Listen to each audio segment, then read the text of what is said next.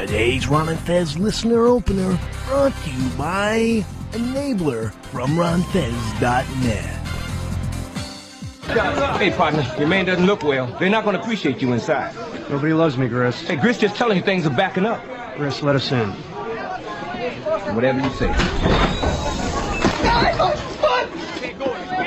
Don't even slow down, just keep on moving. Sir, you say you've been snorting cocaine for 3 days, and now you feel as if your heart is beating too fast, and you would like for us to help you. Well, to tell you the truth, I don't see why we should. I mean, correct me if I am wrong here, if I'm mistaken. Did we sell you the cocaine?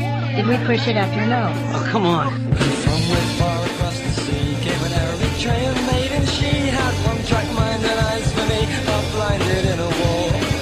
With a pale young Anglican who said he'd help her all he can. Show to Jesus and his little unholy friend. She had no notion to please him, just say to her and leave him behind. A little boy in a stairwell who said, I hate people like you. I got matchsticks and cable TV. Half of less than 50 feet. We'll clamber over the balcony, banging on the window, waking Steve, bringing with a true love his unholy friend. Sing it if you really need it. You just won't leave it behind. So baby, please kill me. Oh baby, don't kill me. But don't bring that ghost round to my door. I don't want to see them anymore. Please kill me. Oh, baby, don't kill me. Just don't bang on about yesterday. You know I wouldn't know about that anyway. I'll go. Said to the mouse before, if she loved anybody more than me, turns you into stone. No, I'm reversing down the lonely street. Cheap hotel where I can meet the past and pay it off and keep it sweet. Sweet like nothing, no, it's just like nothing at all. And I've seen you there, how could I help but stare? It rips the heart out of your baby. You've taken far too much to see or think or touch what's real. Stranded on this street that paved my only way home. You really need it all, you just wanna leave it behind. Oh, peace. Oh no, don't kill me. Bring that ghost out to my door. I don't want to see him anymore. Please kill me. Oh no, don't kill me. Don't go on about yesterday. You know I wouldn't know about that anyway. Oh no.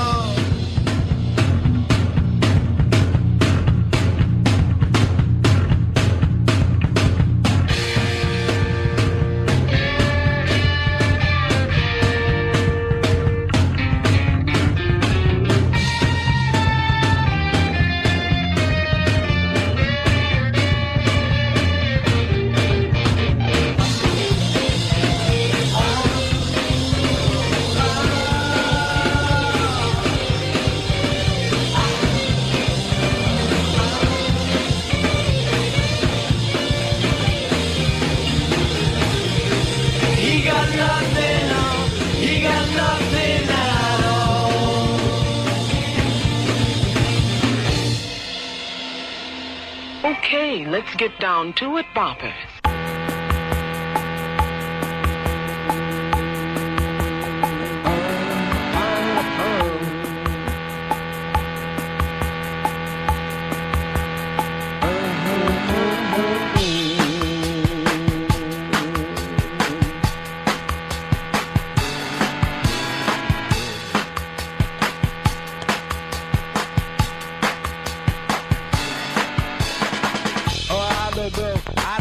Buddies. It's the Ron and Fez show. On a Black Monday, Wall Street has collapsed and fallen in on itself.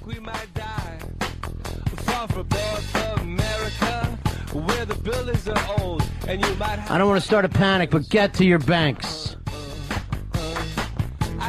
Oh yeah, and your money's useless. You're going to be eating your pets within weeks.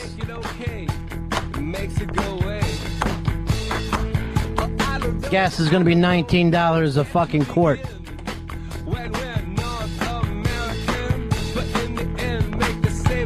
There's only one thing to do. 4 more years.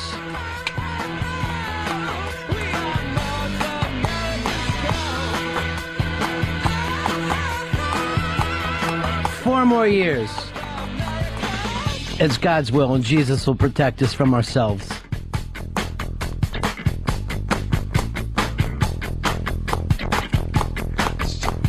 We're in New York City and just watching people dive out their windows.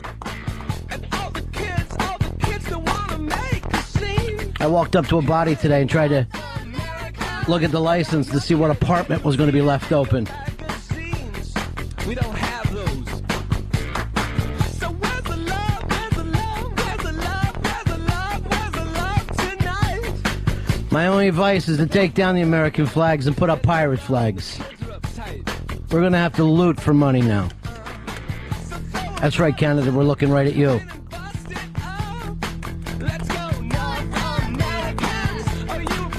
All right, boys. The Ron and Fez show. Let's light up the phones for the Ichiban. 866-RON-0-FEZ. 866-RON-0-FEZ. And, of course, the big Ichiban. Eastside Dave back today. David, how are you? I feel like number one. I really do. Like this? I feel I know. I feel like an Ichiban. I feel fantastic. I feel excellent. I'm so thankful to be back. Thank you, Mr. B. Do you have any shit for us today? No, I don't. And never will I again. Seriously, you're not getting the urge right now as you sit here? You plan on keeping it to yourself? I'm keeping it to myself. I'm just going to be a good person. All right. And what do good people do? They keep shit then piss to themselves. Okay. They don't throw it at people. Here's Greg. Greg, you're on the Ron and Fez show. Hey, what's going on, boys? Got the Ichiban for you. Let's hear the Ichiban today. Hey, Ichiban is that no matter what, the Jets will always be owned by the Pats. It comes down to the coaching, and Mancini will never be Belichick. And Bajibi and Dave, you got to get over it, man. The Pats will own the Jets forever at this point. Davey Mack is a Giants fan, and you remember what happened in the Super Bowl, my friend. That was a lucky catch. It was a lucky catch, Ron. Well, you know what? But if you're going to be lucky, get lucky in the fucking Super Bowl. Because that win counts just as much as the blowout. Now, I do agree with Genius is a fucking pussy. You don't get Brett Favre and then run the ball 3 fucking times. You got to fucking put that son of a bitch up. You buy Brett Favre so he'll close his eyes and throw the ball. That's what you want him to do. Tom Brady's now sitting in the Drew Bledsoe seat. Steve, you're on the Ron and Fez show. Hey there, Mr. B. How are you? Good, man. Got an Ichiban for you. I want to hear it today. Michael Phelps on Saturday Night Live doing a horrible acting job. I don't know. I found him to be hysterical. I really felt like that was the best Saturday Night Live in about 14 years. The kid just has it. I don't know what it is, and I wish I could bottle it, but right now comedy belongs to Michael Phelps. Who was the Little Wayne was the rapper? Right, yeah. He's adorable, that Little Wayne. He's so little. And Phelps actually did this. Ladies and gentlemen, Lil Wayne. He couldn't even get a fucking hard cock for an intro. The guy looked like there was a gun to his head the entire show. Here is Josh. Josh, you're on Ron and Fez. Hey, buddies. I got an Ichiban for you. I need an Ichiban today. Number one. Got a little Ichiban. Fez's dream man, Derek Jeter, ties Lou Gehrig for most hits at Yankee Stadium. Is that right? I had no idea. Were you at that game, David? I was at the game before. You and Fez went to the game together? Yeah, separately, though. Separately? Separately. Didn't sit anywhere near Eastside Dave. Mr. B, I asked him, I called him up twice to say, you want to hang out before the game or something? Just kind of gave me the old, no, we're going to go into the stadium by ourselves. Thank you. What was the problem with that, Fez? I have my brother with me, and I don't trust my brother, and I thought, you know what? What's not to trust? Eastside Dave and my brother together is too volatile of a combination. I didn't want the two drunks hanging out together. I just didn't want to be part of that. Your brother's on vacation, right? Yes. He came to see you. Yeah. Why wouldn't that be a good time for him to get drunk with a crazy man? I thought that was the point of vacation. Yeah, that's what I thought. That, and you know what? Eastside Dave coming off suspension, I didn't want to sit there and, celebrate with him. That was you're not another on part Dave. of- You're not on Dave's side with that. Well, I'm on Dave's side, but I just didn't think it was proper. What are we, Amish people? Dave did nothing wrong. He ran with a bit, and HR and/or Wiki fucking overreacted to it. And I thought it would be a perfect time to hang out with Fez, get to explore him away from the show. This is, now I talked to Fez today. You sent your brother home. Your brother was in here the other day. This is where Fez, living in New York City, took his brother to eat during the long weekend he spent with Fez. The Hard Rock Cafe, Hooters, and Outback Steakhouse. Why, my friend, do you live in Manhattan? Why are you wasting? Somebody else could be living here and enjoying this city. And when this motherfucker lived in Virginia with me, every day I had to hear from him that, we got to get back to New York. Every day. And this is what he does with his New York experience. Here is Jonathan. You're on Ron and Fez. Hey, Ronnie, how you guys doing? Okay. And I wish I was making it up. That's a fucking pure shoot. I even wrote it down so I could bring it up on the air today. What do you got for us, Jonathan? Hey, I just wanted to show my appreciation for Dave, buddy. We missed you, man, and I'm real so glad that you're back, man. I just had to say that. Well, there's your biggest fan, Thank David. you. Here's Bill. Bill, you're on the Ron and Fez show. What's up, boys? How you doing? Calling in Ichiban. What do you got for us, my friend? I got the Phillies sweeping the Brewers one game behind the stinking Mets, buddy. Let me just throw this out there. You, my friend, going into the big-ass prize closet because the excitement level there, Dave, you're a big baseball fan. Yeah. And I love Could the Phil. Phils and Mets do this again? Could the Mets drop through the fucking floor another season? Not only could it, it will. Ryan Howard, 44 home runs, he is fucking fantastic. And the Mets lost their closer, Ron. Yeah. And that was the big deal. Mets, Billy Wagner's gone. The Phillies, forget about it. They're the team of 2008. Well, until the playoffs. But it is amazing how it's been coming down to this at the end of every year with these two teams. And now the Brewers have got to be freaking out. Yeah. I mean, they were thinking to themselves, all right, we're not going to beat the Cubs, but at least we're getting into the playoffs. To me, this is good news for the Cubbies to get the Brewers off their fucking tails. I don't think you want them in the playoffs. So we'll see what happens at the end of this. But it's a weird one. Here's our good friends, Hard Rock Johnny. Johnny! Hello, boys. Yeah. I got an Ichiban. What do you got for us, my friend? Fez came to the Hard Rock and didn't call for a free meal and actually paid. Now, why didn't you call Johnny? It was very last minute when we walked into the Hard Rock. I had taken my brother to the Yankee store in Times Square, and that's where he wanted to eat. It was right around the corner. And not in the ESPN zone like you normally eat? That was a choice. Why don't you move anywhere? Why do you pay these rents and live here? It was easier to take him somewhere that he's familiar with. He's not big on anything new. That's because he hasn't seen anything new. If I went to fucking Africa, I would not know where to go. I would need a local person to take me. You would have been the local person. If they went to Africa, they'd still somehow find a Disney store over there. Then you can. Lion King's like, very big there. I went to Africa. I love the ESPN zone. Oh, they got fucking every place. You got a TV. Johnny. Johnny, you're putting your Hard Rock in the new Yankee Stadium, right? Yes, sir. Are you going to have any baseball gear in there at all? Or is it just rock?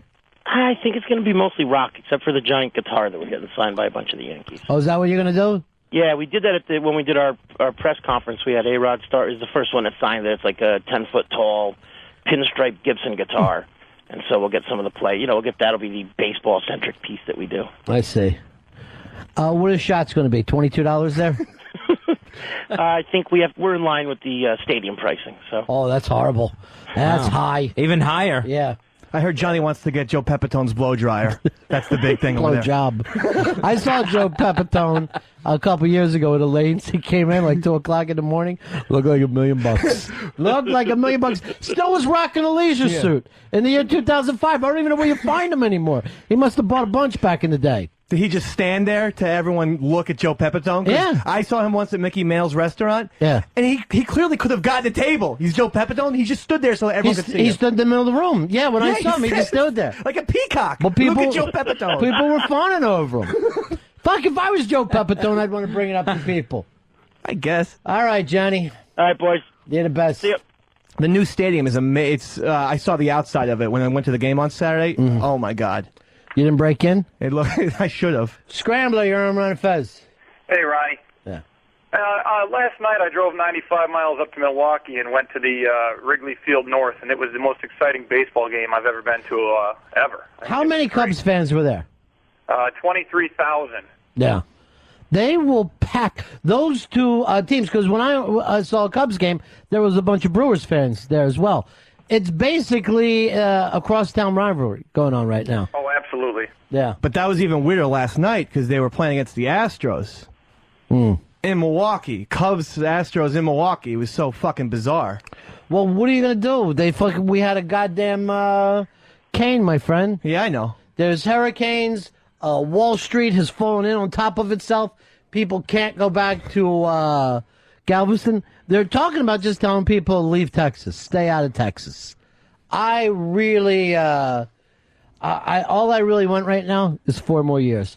4 more years, and the Republicans can set this right for us. Hey, Renzo, what's happening, buddy? Renzo, once, twice. You're gone. Here's Peter. Peter, you're on the Ron and Fez show. Hey, Mike. Yeah. Hey, Fezzy, I live in the sticks, right? And my sister lives in Manhattan. And when I come to visit her, all I look forward to is the restaurant she's going to take me to, show me around the town, and give me a taste of the Big Apple that I can't get in the middle of fucking nowhere. What's your problem, buddy? The last 2 times Fez has been out, and it's been over, I believe, 5 months, was the same restaurant with us. That was his last 2 times of going out to non-chain restaurants. With my brother, it's a comfort level with him, and I have to get him in and out as best I can. It's him. It's totally him. Mm-hmm. Why don't you try and trick him? I mean, if he's that whacked out, just go to a nice, solid restaurant. The guy was smoking cigars. Why didn't you take him to the cigar bar? Why wouldn't you try to show your brother a good time? A lot of times with the pills, there are just no showing him a good time. He's out like a light. There was a couple nights where we just didn't do anything. Yeah, I bet. Those were the best nights. What's with the pill stuff? He said his doctor gives him these pills, so he thinks it's okay that he takes all these painkillers and muscle relaxers because his doctor's giving them to him. He claims he has a bad back. I mean, he made it to Yankee Stadium and back sitting in those cramped seats with no problem at all. Fez had like 3rd row behind the dugout. He had the best seats in the house. But they're still very tight in there. It's not like it's good seats, but it's not a comfortable They seat, weren't. my friend. Is there a cushion on those seats? No. He always sees the whackness. I know. There is no dopeness in Fez's world. There was only whackness. You got yourself at a pitch show ready today. I see it. What's up? Your lips have disappeared. You sucked them in. What are you so upset about today? What are you so angry about? No, I just said it was the weekend with my brother, and it was stuff like going to the Outback Steakhouse and just trying to. He's a handful sometimes. He was in here with us. I don't see it. The guy's like having a lot of fun. He's eating pills. He's having drinks. Why don't you just have a crazy weekend with him? I worry about the pills and the drinks together, especially when he starts taking them, on his way out to the airport and, the shots that go along with it. I worry about a Heath Ledger situation. Hey, he's a grown man. I mean, you're worried your brother's going to be in the biggest grossing movie. No, I'm worried that he'll be found in an apartment.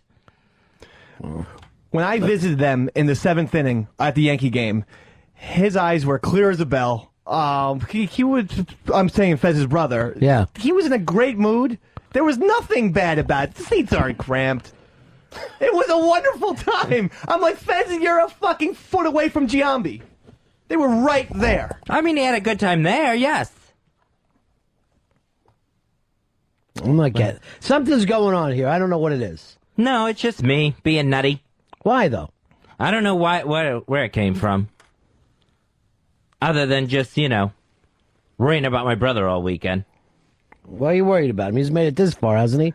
Yeah, but there's only so far you can go. I mean, I've seen enough wrestlers in the news that this, ends up the wrong way. Boy, your brother's a wrestler. He's Heath Ledger. He's not a regular guy who sells little things over the fucking telephone. He's the Forrest Gump of brothers. Yeah. Here's the thing about when you're taking pills, particularly Downs. You build up resistance so fucking big. You know what I mean? It happens immediately. So once you, if one day you eat 2, to get back there, the same spot, the next day you need 4. That's the thing about pills. Right, and that can't be good. 4 plus 4 Jack and Cokes? Can I just ask you something? You're going to try to preach to anybody about pills with your history? Oh, I don't do well with them either. But, I mean, I don't drink with them when I'm on them. You're out of your mind! You've done it on the air! The last time you had drinks, we had to sit here and watch you. And then you had the balls on the following Monday to yell at Earl for dropping you in the fucking bathroom and letting you hit your head on a urinal. And somehow that was Earl's fault. Well, you're either watching somebody or you're not. Here is Dan. Dan, you're on Ron and Fez. Hey, Fez, why it's so boring? Why it's so lame? It was your brother's fucking vacation, Fez. Yeah, I mean, it was, but I mean, it doesn't mean I should, encourage this kind of behavior. You should at least have some fun with him.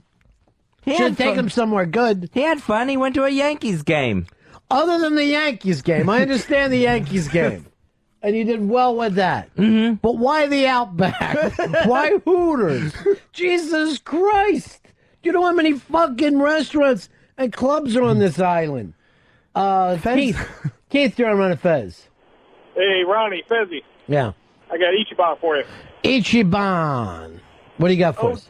OJ his trial just finally started. Oh, today was the big day? Yeah, it just started right now. I think he's innocent. And not just him, but all black people. That's the thing that I learned from the last OJ trial. They're all innocent. Earl, you're on Ron and Fez. Hey, what's up, Ron? Boy, this is the most energetic I've ever heard, Earl. Yeah, we lost another Pink Floyd member today, Richard Wright. Did you look behind the couch? Do I? Sometimes they fall behind the couch. Yeah. One of the Pink Floyd guys died? Yeah, Richard Wright, keyboard player. A keyboard player, yeah. What was the problem there? Cancer. He's been feeling blue for a while. Feeling blue? It's cancer. Okay. He's not sad. The tumor was blue. The man is fucking, every cell in his body's being attacked. Yeah. All right, big-ass prize closet for you, my friend. Cool. Why didn't we open the show with a little Pink Floyd today? Hell of a keyboardist. Why wasn't there a hell of a keyboardist? They wouldn't even plug the guy in since 74. He was just over there fucking... he wasn't fucking plugged in. I know. On live shows, he often was not plugged in. You're right. But... Could you say that about another musician? They said he used to get the jitters when he would play live. He would actually just fuck up. But his studio work, Animals and Wish You Were Here Alone, was great. Who's to say that he fucking did that? If he ain't playing on stage, why would you even believe that he fucking played in the studio? I would love... Could you imagine fucking being part of a band and they weren't even going to you? That would be... Oh. This is him singing, by the way. This features vocals, not keyboards. And somebody who's not even in Pink Floyd. Just some really hot, crazy black chick that they stole off the street. Mike, you're on Ron and Fez. What's up, guys? Yeah. Ichiban, Ed Hockley screwed the San Diego Chargers out of a victory yesterday over the Denver Broncos. You know what? Let me tell you something. Blown calls are part of life, my friend. You need to fucking be able. That was a bad blown call. I understand it, but you saw where the ref was on that play. He was fucking behind the guy.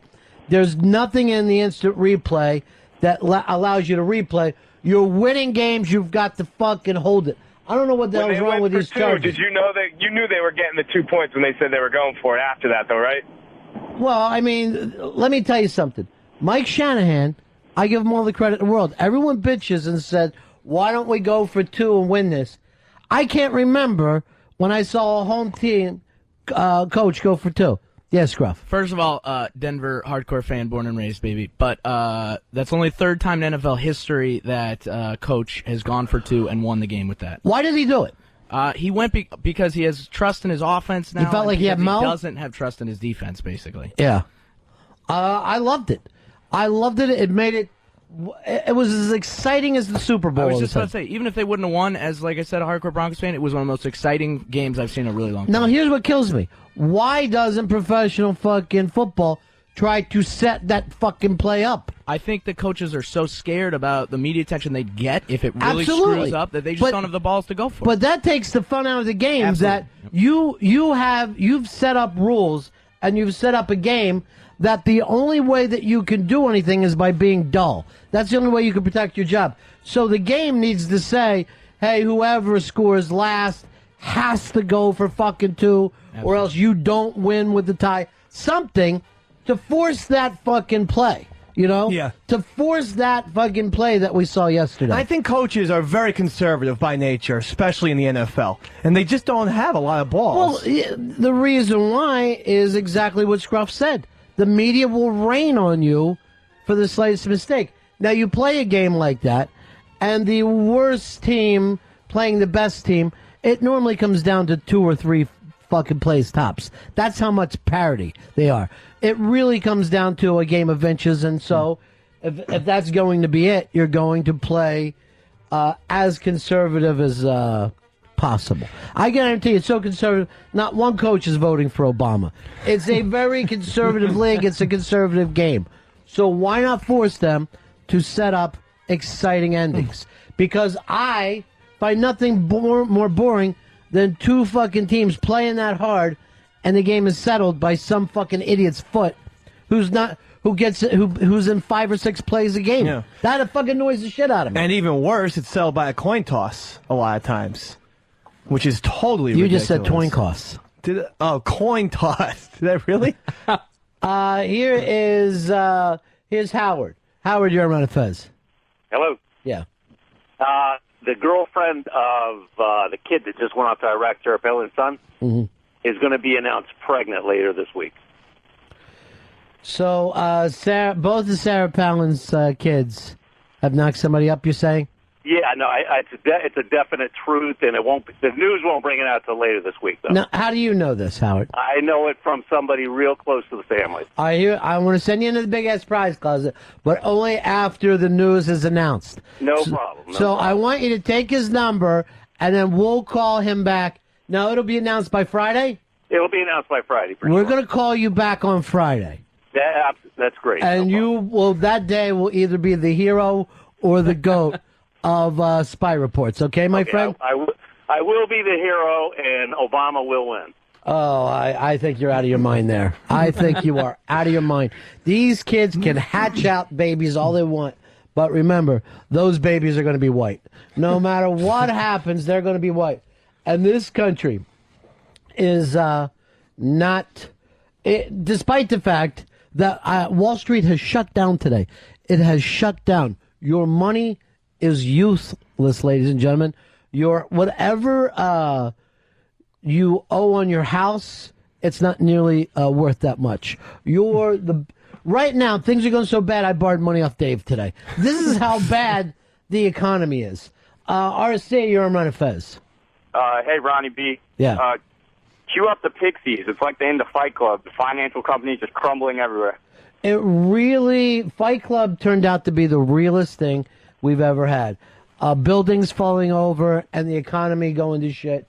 And basically, I think it's going to end up with Will Smith just hunting in the middle of Times Square. That's where we're going here.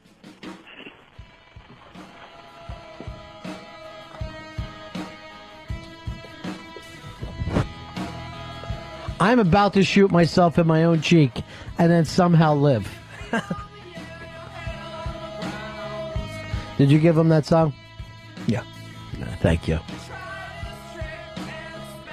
Oscar, you're on the Ron and Fez show. Yeah, I got an Ichiban for you, Ron. Yeah. Ron White was busted with marijuana and paraphernalia possession on his way to a sold-out concert, and he showed up after he bailed himself out. All right, so the redneck comedian, he smokes weed? Yeah, he gave up booze and took up pot, and I guess it ain't working out real good for him. Is he going to start to smoke pot on stage? Just smoke a joint the whole time that he's up there? All right, thank you very much. Dave, for a long time you've been trying to work on your blue-collar comedian character. It just doesn't seem to make... I had 3 variations of it to Fez, and yeah. No, I mean... Never worked out? Yeah, I mean, I take the responsibility. Fez knows. I know we've been waiting a long time for this new character, and it just never is made the scene. We produced it. It's in there. It's produced. If you'd like to. No, did Fez nix it? He nixed it. That's good enough for me. That's good enough for me. All right. Don't try to use this occasion to get over. Okay, all right. Why did you nix it, Fez? Is this unfunny? It was unfunny. The setups to the jokes went on and on and on. The bit was too long. That was my main thing. I don't know. I think what was it? 3-4 minutes? No, it was. I think it was about 2 minutes. But felt like it. Felt twice as long, and there was no punchline to these really long setups. But was that the point? Well, for me, that was because like the Southern comedians go on and on and on. He never told me that. He never tried to explain. Here's the character. He's not trying to do you laugh at characters. It's not like, oh, if you're going to do a comedy character and it's funny, just be that fucking person. You know, he was doing something that we laugh at, not with. Still, I don't think we're going to get a laugh either way. Here's Bumper Car. You're on Ron and Fez. But you look nervous that we're going to run this. Are you nervous that we'll run it? It'll be great. I would be amazed if we ran and it was great. Hey, Bumper Car. You're on Ron and Fez. Howdy, boys. How you doing? What do you say there, my friend? Ronnie B. Yeah. I got to tell you, you're inspiring people out here. Well, good. I was walking around the other day and here in Montclair, New Jersey, found a cell phone on the ground. Picked it up. Inside, there was a text message that said, Stephen, are the parents still walking around the house? Which is a little weird. Yeah. I called home, returned the phone to 14-year-old Hannah. You, my friend, are a gigantic hero. So I don't know if you're looking for any kind of sidekick or anything. I know you've got, we can use maybe Fez as he can build our weird cars or whatever. Dave can be Dave, and I need a place. So maybe a sidekick or something. Well, Fez was going to be my sidekick. He was chain restaurant boy, but I don't even know if he wants to do that anymore. But I will send you into the big-ass prize closet. Congratulations. Another hero making things happen. Here is, let's go over here to Tom. Tom, you're on Ron and Fez. Hi, guys. I got an Ichiban. Good. Let me hear it, my friend. They're going to be making a live-action movie of Sigmund and the Sea Monsters, Fezzy. Oh, I definitely want to miss that. Now, Fez and Dave right now are in a contest. Who can go the longest without going to the movie theater? How long have you guys been up against this? Oh, it's been since the beginning of May when Iron Man came out. I think like May 2nd. May 2nd is when it started. 5 months. And you guys have both stuck with it. I swear to God, in the Holy Bible, and on my daughter's life, I've stuck with it. I swear on his daughter's life too. Please, I don't even like that joke at all. I'm not a superstitious guy, but babies' lives always scare me. All right, let me go to Scruffy, my main man. Scruff, which one of these guys is going to win this? Personally, I think I would probably take Fez.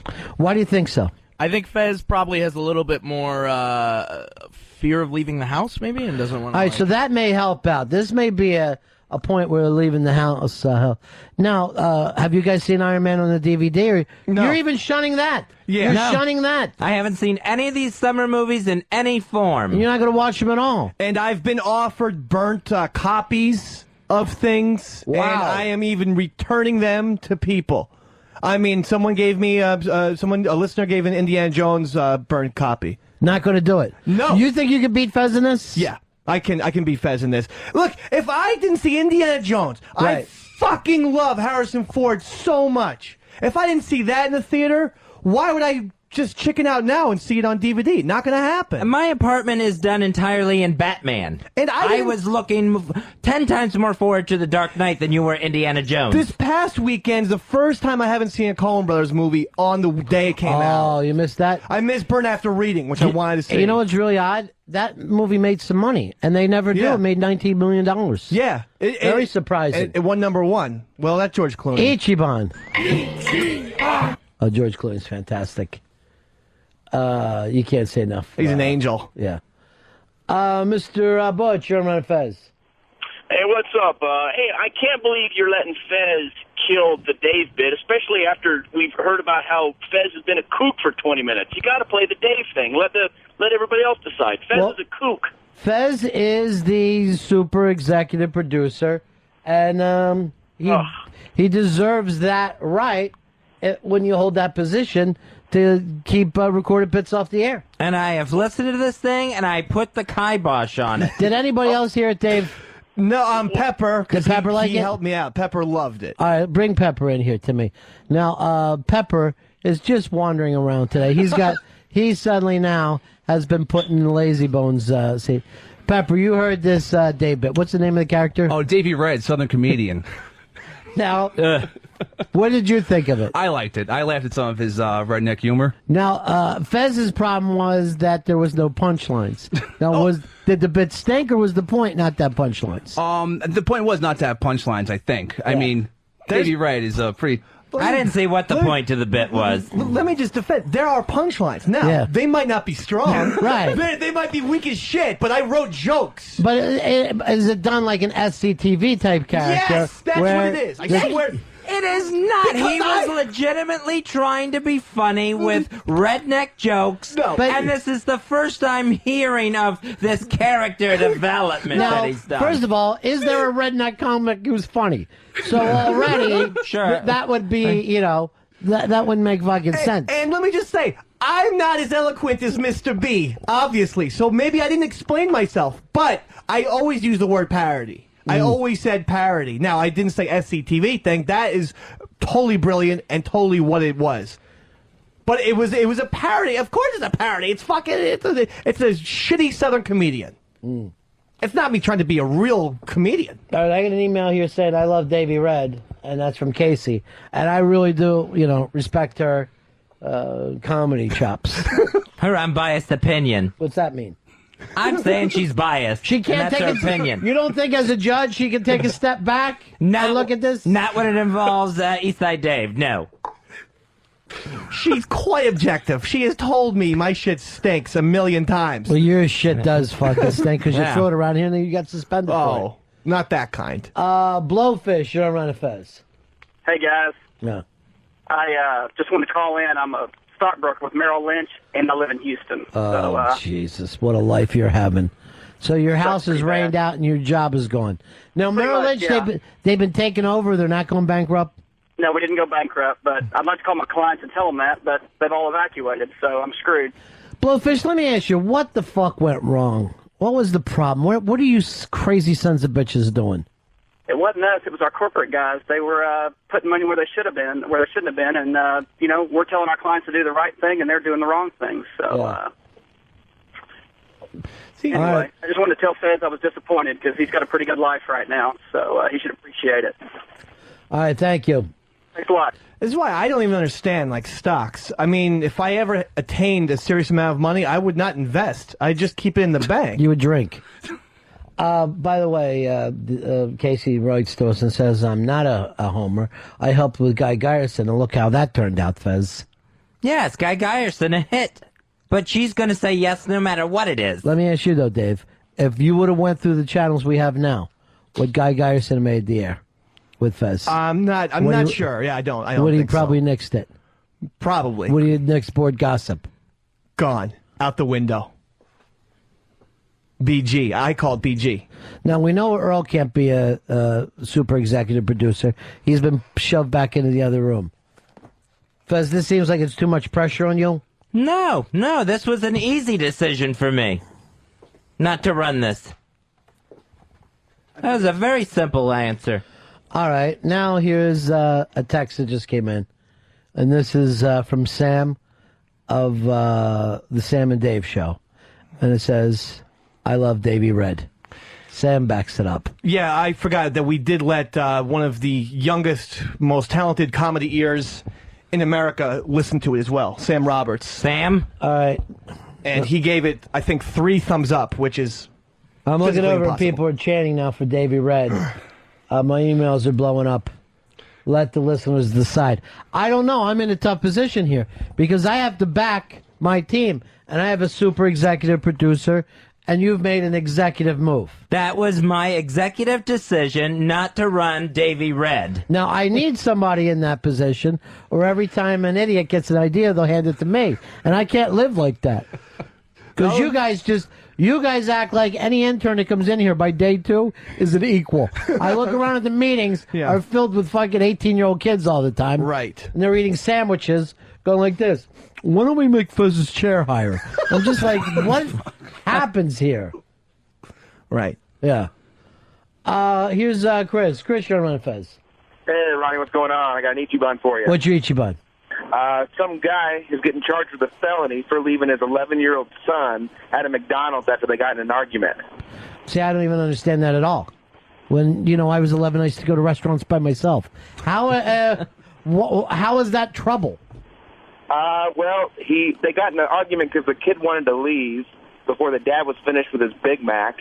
So his dad leaves him there. He had to walk 2 blocks home. His dad gets home and realizes, okay, I'm going to go pick my son up. He gets back to McDonald's, and the kid's surrounded by a bunch of cops. So they're saying he was left in a dangerous situation where some sex predator could have come and picked him up. Oh, my God. Stop it with this fucking sex predator thing. Absolute bullshit. It's ridiculous. When you're 11, you're old enough to go to the store by your fucking self, and you're old enough to be 2 blocks from your house. Jesus Christ, this country. Big-ass prize closet for you, Chris, for annoying the shit out of me. All right, here's our good friend Mongo the trucker. Hey, Mongo. Mongo Italiano. What's up? Is this the same super executive producer that won't do bits that people love, like, Fezatorials and catty moments? Yeah, that is the same super executive producer. Yes, it's me, Mongo. Keep on trucking. Why did you drop those? Just not the punchlines weren't there? Jay, you're on Ron and Fez. Hey, what's going on? Hey, I'm what do you trying say? to hear Davey Red. Put him on. All right, now the phones have just are absolutely exploding. 866 Ron Zero Fez. 866 Ron Zero Fez.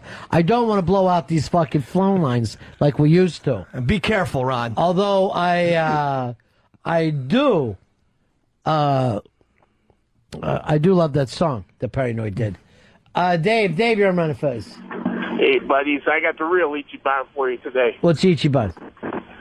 22-year-old girl auctioning off her virginity to pay for her college tuition. All right, I'll throw in a buck. What'd she look like? Oh, no, the picture on the internet looked like a little brunette-looking thing. Pretty nice little body on her. All right, where's she at right now? Where can we find a picture of her? Somewhere out in California. I mean, where do we find her online? I think just Google virginity for tuition, something like that. All right, we're going to Google virginity for tuition. For some reason, Hicks had a hair hanging down. I thought he had a fish hook through his eyebrow. I'm going, don't tell me this is you.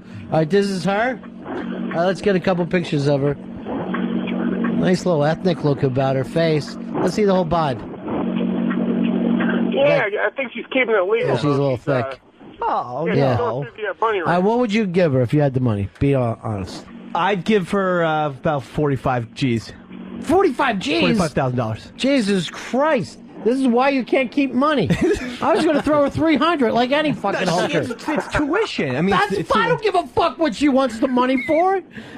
The fucking pussy is going to be worth X amount. It has nothing to do with what she wants to do with it. I'll buy her pencils and folders. Do they still need that? Here's Danny Boy.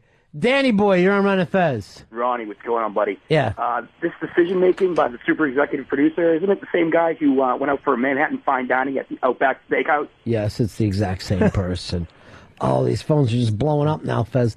Boomer, you're on Ron and Fez. Hey, Ronnie, we want to hear Davey Red. I've got to do something to stop this overflow of calls. Here's the problems I have right now. My problems are twofold. Number one, Davey Red is a hit, and it makes my super executive producer look wrong. Number two, Davey Red stinks, and we get stuck with a 3-minute bit of bad comedy. Yeah. That's a tough choice. So I can't win on this one. I cannot win.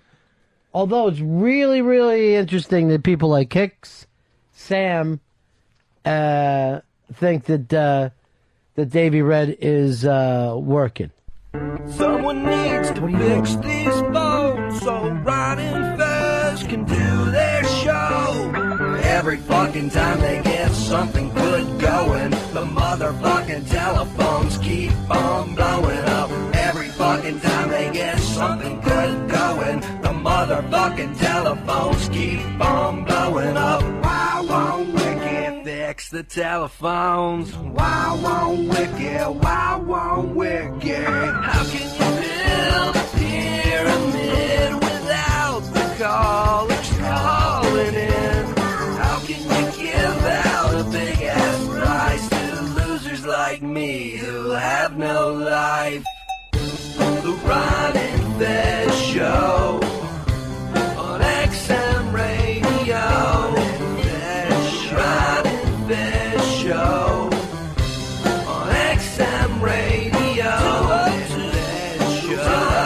Fez Show 202, channel 202. Every fucking time they get something good going.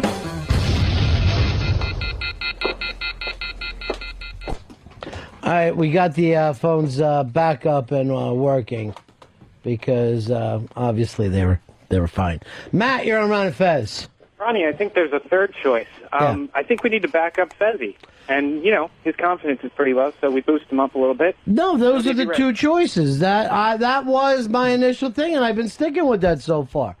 I mean, number one, what I'm saying is if I gave in to Red, it's either going to A, make Fez look bad, or B, just be bad comedy. Only bad can come out of this. Billy, you're on Ron and Fez. Hey, Ronnie, you got to back your boy Fezzy up. We've already had enough bad redneck humor. Can't fight that one. Including that call. Yeah, well, those are our listeners, so we have to love them. All right. 4 more years. Look who's here, Swissy. Swissy, you look fantastic. Thank you. Hey, Swiss Miss. What's going look on? Wonderful Thank today. you. Thank you. I got a hot lunch date, so. Oh, hot lunch. Yes. So I figured I'd dress up for the occasion. You guys look good. Looks good in here. It's a nice studio. You haven't been back here since we've got the new one? No, not for a while. Yeah. Yeah, they've done a lot in here. You've been the last time you were here. You just read off dirty porn names. I think I was in once after that. After that, yeah. Briefly. Yeah, but people still bring up. Are you gonna have people just read off porn names? And I go, I can't. It was just one lucky day. It just happened. Dano, you're on Ron and Fez. Hey, Ronnie B. How you guys doing? Good. Hey, I want to vote Davey Mack King of the Rubes. He wants to pay $45,000 for a piece of ass. Half the world's got one. Half of them are willing to give it away, and he's going to pay $45,000 large. But I do want to hear the Davey Red. Now, you don't make any sense. It's just the fact that this girl wants to go to college. Yeah, doesn't mean that the service that she's providing is worth more than any other hooker. Well, no, but I mean, she's attractive, and it's like a special one-time offer, and it's her virginity. Hookers can't offer you that. Well, some can. If you really, you fucking go and you pay for it. Oh. But normally it's, it's not even barely legal. It's not legal. But does it change the fact that she's still, doing an active prostitution for anybody? Is this prostitution, or is this a little girl trying to do the right thing and get her college paid Yeah, I mean, this is someone who's looking for an education. It makes it a little bit more meaningful. She's not looking for money to buy a fancy car or anything. So maybe, you know... But how is that more meaningful than the women that are hookers to feed their babies? Because they're not interested in higher learning. This girl wants a degree. Who knows what could happen? She could invent not invent a disease. I hope she's going to invent a disease. You're going to catch it in your dick. But here's the point here. So what? It doesn't take away from the act. That's like saying if you rob a bank, but you hope to give that money to poor people, you're still a fucking bank robber. But in this case, I think the ends justify the means. It's not her being selfish. She wants to better herself by this one act of fucking... That's the money for herself. But it doesn't matter. It's still an act of prostitution, no matter what you do with it. Now, I'm not, and personally, I think prostitution should be legal, and I got no fucking problem with anybody who wants to do it. But no matter what you do with the money, whether you're feeding your kids, whether you're helping your sick mom, or paying for your education, it's the same thing as if you're paying for your crack. It's still an act of prostitution. Period. But this act is, and I won't call it prostitution, because this act is going to better the society as a whole. We don't know that. We don't even know what her major is. Maybe her major is marketing. And I don't think that fucking benefits society as a whole. Here is Brian. Brian, you're on Ron and Fez. Hey, guys. I got the real story on the girl. She was on that Insider. Her bid right now is $250,000. She took a lie detector test and passed it to prove that she is a virgin.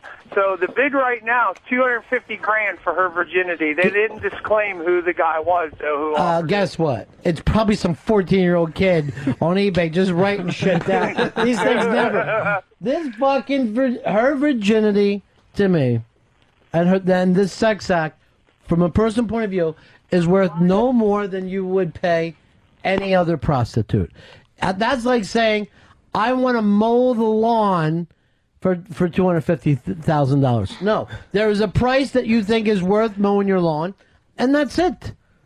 But this is a moral thing, and I think it's about... moral or immoral? I think it's moral, because she ultimately wants to better everything. Better herself. Well, then why can't she work?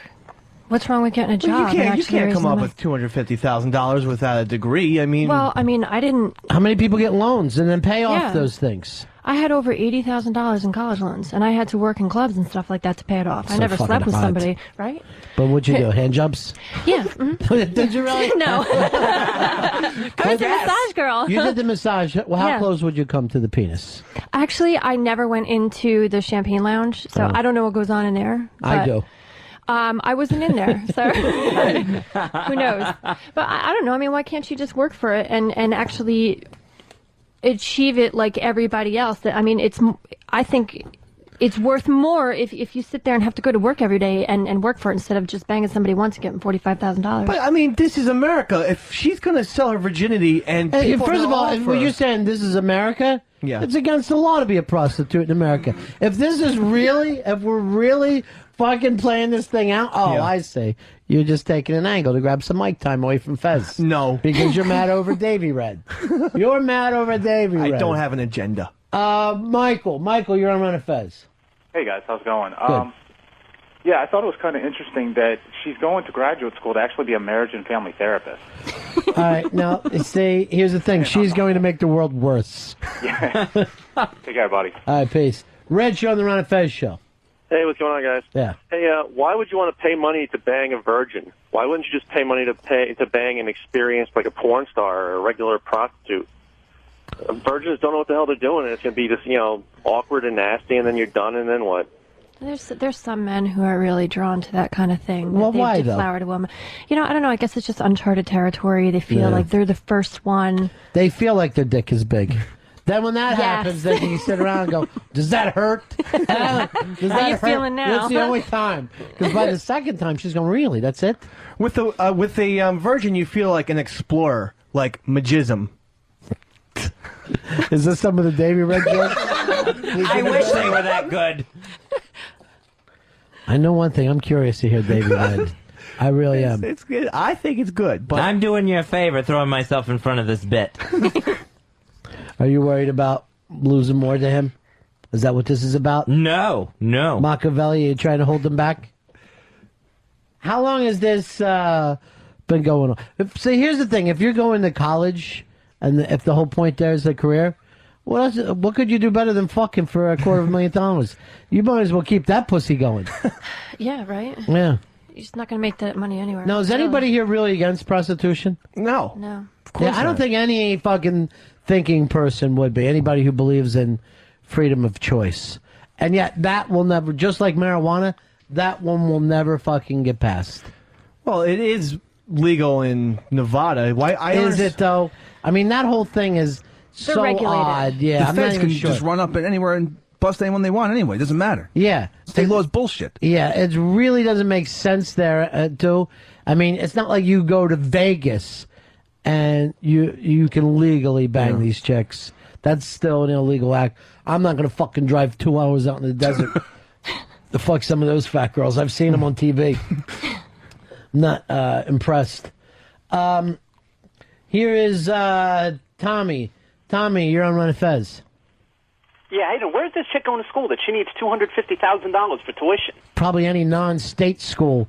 Private schools have gone to about $50,000 a year, right? Mine was private. Yeah. I mean, they're really, really expensive now. They're insane. $50,000 is pretty standard. I mean, I know my parents were paying $50,000 for Fordham before I got kicked out of there. They're paying $50,000 and you're getting fucking thrown out in the street. Yeah. You just think you give a shit about their money? No, I mean, I was decent with the classes. I got thrown off of campus. What did you do wrong? I blow somebody? I broke this $700 mirror in the boys' bathroom, and then why? This fucking dickhead, I passed out and wrote on my face. Fine, I get the joke. It was permanent marker. I showered for 3 hours and I still have "I'm a dick" and a Hitler mustache on my face. And so I just saw myself in the mirror and was like, fuck, and I just took a garbage can and threw it at the mirror because I was so pissed off at the reflection looking back at me. And then that cost $700. And then because I did that and they're like, oh, you're kicked off of campus, I threw paint all the way down the hallway because they left out paint for some reason. And then that was it. They said, you're never allowed here back again. So everybody else's mistake. Someone wrote on you and left paint out. Hitler's been suspended. Max, you're on Ron and Fez. Buddy. Yeah. Okay, he gets some rube that pays $45,000 to get this girl's virginity.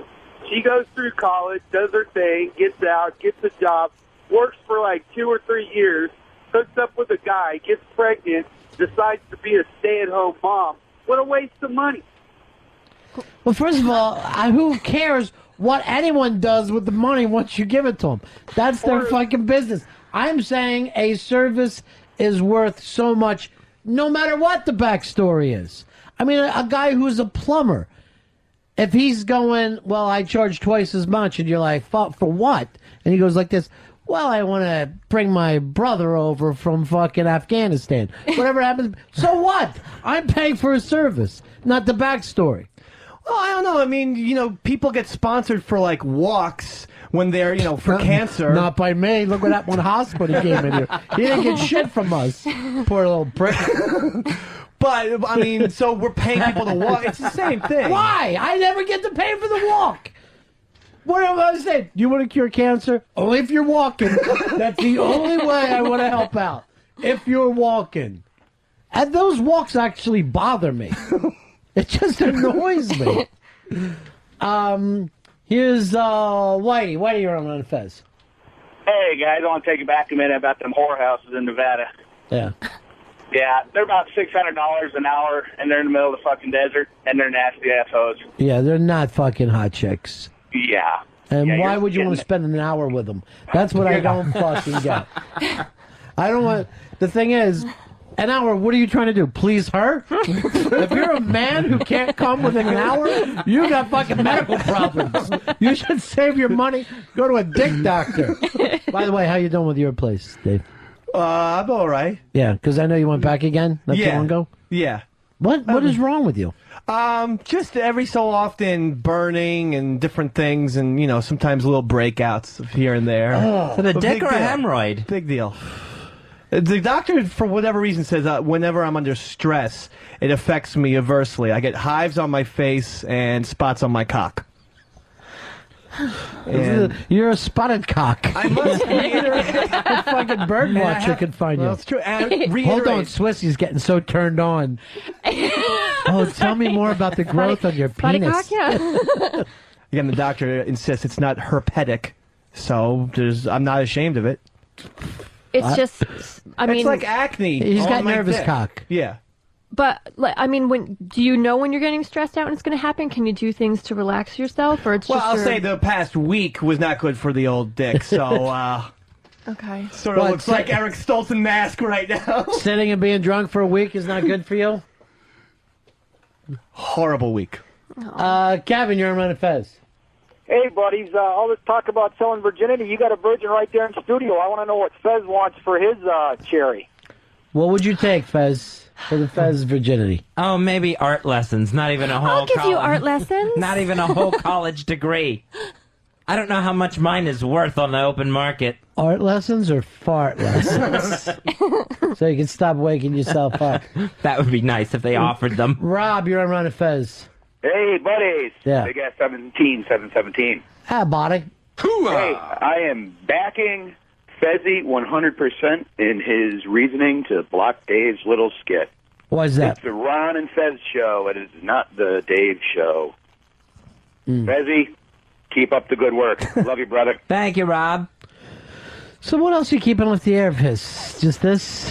You got other things on your mind? I believe this is the only thing that I have kept off the air. And you just hate it? Yeah, I just hate it. I just stare. He played it for me. It comes up about once a year at this point. What does this even mean, Dave? That was the other thing. What's this? Bros before hoes? Yeah, that was the other thing that Pepper and I conceived. Oh, yeah, I forgot about that. I didn't get that. That's you give it to me like I know what you're talking about. It was an 8-part miniseries of guys. You know how guys are always saying bros before hoes. So Pepper and I did an 8-part miniseries. I thought that was even worse than Davy Red. Well, it already sounds like it. Davy Red at least has me interested. The bros before hoes just sounds like Hackerton. Here's Ryan. Ryan, you're on Ron and Fez. Hey, Ron, hey, Fez. Yeah. Hey, first of all, I want to say I'd do her for $1 million. But, you know, anyway, she's going to have all this money anyway. She's already been on Insider because this is the first time anybody's done something like this. She's going to be rich from the publicity. So, And how do you get rich from the publicity, sir? it's the first time anyone's ever done But how do you get rich from that? from the publicity. She's going to be doing TV. Next thing you know, she'll be doing... They pay you next to nothing for doing TV shows. So that's the... If I was the owner of Kotex and I'm paid her doing one for Kotex, I think I'd pay her some money. You know, next thing she'll be on for birth control commercials. All right, thank you. We'll have to wait and see whether she gets any commercial work for this. But they're not giving her big money to be on the Insider. Now, maybe some church group would say, we'll pay for your college if you protect that little pussy. But really, she's 23. She should have been fucking years ago. That's what I don't understand. So, Izzy, how long did you wait? I was 16. Yeah. It was probably one of my first, like, real boyfriends. He had, like, a 64 Ford Fairlane. I thought he was, sure. I thought he was the that. coolest Nice. guy ever. Yeah. Yeah. No, so it was love for you. I was head over heels. Yeah. Head over heels when I was a kid. And how was the first time? You know, we were in his car, and we were by Regina Chaley Church. And This is getting so specific. Yeah. I Hold remember on, let me him. unzip. You know what I remember him saying, "Look, it goes right back in, just like Chuck said." And I was like, It goes. he had to bring, like, when it comes out, it goes right back in. Wow. That is what I remember. So his From the situation. his rap was, look, I could take it out and put it in. Put it Chuck right was back so in. Right. Chuck And was right. It's always nice to hear about other people too. I'm in your fucking- laying there. I'm like, this is supposed to be special. Yeah, and it didn't feel special at all. No, not so much. No. Yeah. No, and then he broke up with me. Right after, It was like he a didn't even month or bang you a two. second time. Oh. No, we banged a couple times, but Yeah. then he was making out with a girl at a party, and Yeah. Well, that's the age. I know it. Get over it. I mean, look where you are now. You're an adult. Oh, I did. Oh, No, I got it still over hurts, though. You look down. You look down in pain. Oh, it was the saddest. I was so sad when I was. Hicks, were you terrible your first time? Or? Well, I was in a blackout, and then I came to the next morning, and I was like, "Did we have sex?" And she said, "Yeah, we did." It wasn't very good. Now, how old were you? Like 2 weeks after my 18th birthday. So you were blackout drunk? Yeah, when we fucked, yeah. Yeah. Scruff? I was 17 and also blackout drunk, and I could not finish, and it went on until she said it hurts too much, and we had to stop. Yeah, alcohol really plays romantic. too big a part. Too big a part with young people. And see, that's the thing. You're so awful at first. Why sell this thing?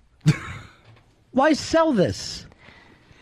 She's thinking a lot of herself too. I know. I mean, to me, it's as impressive as the first time you rode a bike. Who fucking cares? Who cares? Why do people make it out like it's this special thing? You gotta fuck like your Sarah Palin's kids. Just bang anybody who's swinging by the house. This is why we don't want abstinence. That's what works. Abstinence. If you just tell the kids don't do it, they won't. That's all they can come up with fucking kids for. Don't take dope, don't fuck. And when you're a kid, the two things that are on your mind is getting high and fucking. Nothing else is on your mind. That's all that matters. Here's Brian. Brian, you're Ron and Fez. Hey, what's up, guys? Yeah.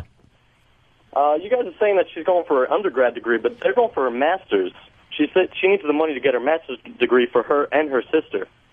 That's why she's going. Then I would have fucked both of them. virginity. And, not to sound weird here, but they have to make out. I don't care. I know, and even if you're crying while you do it, it only makes it more. It's only better. Matter of fact, scream out at least twice, please don't make me do this. That's what I'm asking for. All right, we're going to break here. Ron and Fez show. Ron Bennington, Fez Watley. It's the Ron and Fez show. All right, Earl wants to read the note that he's going to be sending to HR. This is what you're sending corporate. Start from the beginning. Today at approximately 11:15 a.m., I was called into the Opie and Anthony show to talk with Bree Olson and Caden Cross. I was given an offer from Opie to have Bree masturbate me to completion, to which I accepted. Earl, would you let her jerk you off? Sure. After 7 minutes of performing various sex acts on me, I reached completion on Bree and myself in front of the O&A staff. Special delivery. Then, Earl, you get a big fucking star for today. Really, Earl? The token jerkin. Ron and Fez Unit 3. Suspension, prevention, hypocritical political correction, class action, litigation, society of equal orifice protection. What is the difference between Dave throwing his shit and Earl throwing his cum? What a black man can do with his penis, a white man can't do with his ass. Situation, no citation, lackadaisical black ejaculation, no mention, no interrogation, reverse discrimination is a new reparation. I don't know what came over me, but it's just... looks like yourself, you sick fuck. Just a hydrant of jizz. It has been a while, yes. Now you're back to just one lonely tadpole, wondering where everybody went. One lonely tadpole. This show is a 17-year-old depressed girl listening to Sarah McLachlan records. Suspension, prevention, hypocritical political correction, class action, litigation, society of equal orifice protection. So you don't ejaculate for years and years and years. You pick today to do it. 9/11. You ever leave salad dressing out for 2 years? That poor dick ass couldn't wait to explode. Ron and Fez Unit 3. Really, Earl? The Ron and Fez show. Don't matter who did what to who at this point. Fact is, we went to war, and now there ain't no going back. I mean, shit. It's what war is, you know? Once you in it, you in it. If it's a lie, then we fight on that lie. But we gotta fight. It's the Ron and Fez show. We're still trying to figure out why Dave was suspended and Earl was not. All we can really come up with is they hate you, Dave. I am starting to believe that now. You don't even have to start. Know it Okay. from the beginning. I believe that the now. suits despise you. Yeah, clear as day. Maybe you need to shave. You look like a mountain man. I like it. Yeah. Very, very LaMontagne. No, he didn't. I made him grow the beard, and now he won't let it go. But your beard has now surpassed Watley's beard. You now have a longer beard than Watley. My beard, I have to keep trimming it. I don't know. If it gets too long, it gets a stink to it. And I don't know where that comes from. Does it smell like man ass? Like, because from having your face in another guy's ass? It smells bad, but that can't be the reason. Do you exfoliate? No, he refuses. What's that? Like What's like exfoliate? You don't know what that means? No. It's like you can use like a salt scrub or something just to Take off exfoliate your the top layer dirty, of skin. ugly skin. I shampoo it, but I don't exfoliate If you exfoliate it, Dave, you would die. You can't, because he itches so badly Oh, really? from everything. Yeah. Yeah. You're sensitive. Yeah, me the too. human touch to him is sandpaper it's on his horrible. skin. Yep. If you just touch him, that fingerprint will, they say, remain for millions of years. Oh my. It's true. Yeah. Really? Here is Donnie. Donnie, you're on the Ron and Fez show. Hey, how you guys doing today? Hey. Calling to see which one you think is worse, though. These morons that would pay $1 million to have this virgin, or the Muslims who blew themselves up for 72 of them. Yeah, I don't understand any of these virgin lovers. I really don't get it. I don't understand the whole process. Uncharted territory. That's why, you know. That's what you like, uncharted territory? Yeah, it's kind of it's fresh. But know? you spent so much time in charted territory. Heavily charted. Oh no, I have not. Please. You told me it was already on Google Maps. No. I did lose my virginity to an English prostitute, though. You paid her? Yeah. When I What'd was you pay her? 17, my parents went to London, and I paid her £25. Wow. How much is that real? Yeah, how long ago? It was like $40 American, I guess. Yeah. It was about $1.50 at the time. How'd she look? Like a fucking English prostitute? Yeah, but it was great, though. From the Jack the Ripper days? Madonna, one of her like concert films on HBO was playing in the background, so it was like such a wonderful, memorable evening. I'll never forget it. Better than mine. Hey, Fez, you don't want to get in a beard growing contest against Dave? Oh, I would kill him in a beard growing contest. But he's got like 3 inches on you. I'll pass him up by the end of the week. It grows that fast. All right, let's pick a date. That'll be the ending date for the beard growing contest. I want it far off in the future. Day before Thanksgiving? No. Gotta be longer. The New End of Year? the year? The New Year? How about the day after the Super Bowl? Okay. That's cool. That takes us That takes us to February 09. Yeah. So Super Bowl Monday, who's got the longest beard? All right. Sweetness. Yeah. Oh, I'm going to be able to make extra money playing Santa Claus this year. Be just a giant leprechaun. According to Brie Olson, you can do that anyway. So rude of that hypnotized porn star. She thought you were the oldest person she's ever seen in her life. Just could not get over it when we had Don the Hypnotist here last Friday. Brie Olson gets hypnotized into thinking she loves me, but loves how old I am. All right, let's go to the second clip here. This is Brie Olson being totally in love with Fez, and what she says to him. Oh, hey, did you guys hear the big rumor? What? Fez is back! Hi, everyone! I just got here from the airport! I left because I didn't think anybody loved me! I love you! You love me? Yeah. No, this bitch can't love you. I No! love you. Brie loves No, me. He's not gay! No. He's not fucking gay! I want him. You are under. Mine. No, Fez. He's mine. No. Isn't my man. No, Fez. What? Well, what do you love about me? You're just, look at your eyes and your beard. I can't look at my eyes. Oh, Not from that angle. Get the fuck away from him! Yeah. What do you love about me, Brie? this is. I just love everything about you. I love how older No. you are, how you take care of me. And I'm gonna go with be my Nico. daddy, and, Yes. What did he say? What is Fez? He's gonna be like my older guy that takes care of me. Bullshit. I'm gonna Oh, take way care of him older. back. We're gonna be together. Yes, he's very No. old. Like an elderly nurse. I like older No. guys, and he's perfect for me. No. All the older stuff. She couldn't get off of it. She acts like she just dug up your bones somewhere. Like this discovery of the first man. Absolutely insane. And there was nothing sexual about it. It's just that I was old. That was the only reason for her Well, love. at It was one like point, adoration. at one point she called you daddy, which is always hot. Oh, I missed that. Always the yeah. I tried to get her to repeat it, but then she just went back into the older song. Old Yeller. So for whatever, all right, they were hypnotized, and then I would have Fez leave, and they would be brokenhearted. Nico would be crying, and then Fez would come back in, and I believe this was.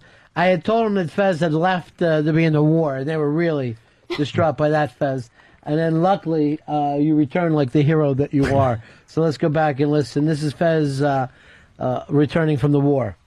Wait a minute. News is coming in from the war. Oh, my God. It's about Fez. What? Hold on.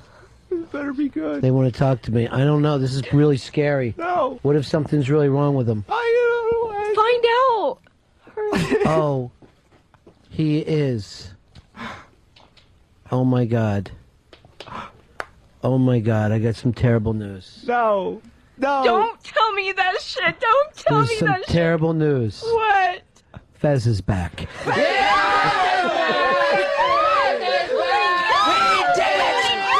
did it! We beat back the insurgents! And I'm back in America! You're my hero! I'm home! You're my hero! I'm home, America! You're my hero! We did it! They didn't stand a chance against our American moxie! Fez, That's amazing. you remember Bree, don't you? Oh, yes, the young lady! Oh, God. I love Hypnotist Day. Don the Hypnotist is so fucking crazy. Every idea he has is just visual. Mm-hmm. All right, now you're pretending you're painting. I'm like, Don, we're on the fucking radio. You gotta make him talk Chinese. Don the Hypnotist at hypnotictouch.com. Yeah. For your visual needs. Casper, you're on Ron and Fez. Hey, guys. Ronnie, when you sent Fezzy over to Iraq, even Bree said, I think there's an age limit. She did. I missed that one. Yeah, I remember when she said that. She couldn't have made me any happier. I thought she was just terrific, hypnotized. Get off it, Brie Olson, porn star. This is what a porn star acts like. I'm with this really elderly man. Yeah, like I'm just someone's grandfather she's taking in off the street. And now, Dave, if he beats you in this beard growing thing, what are you going to do, Fez?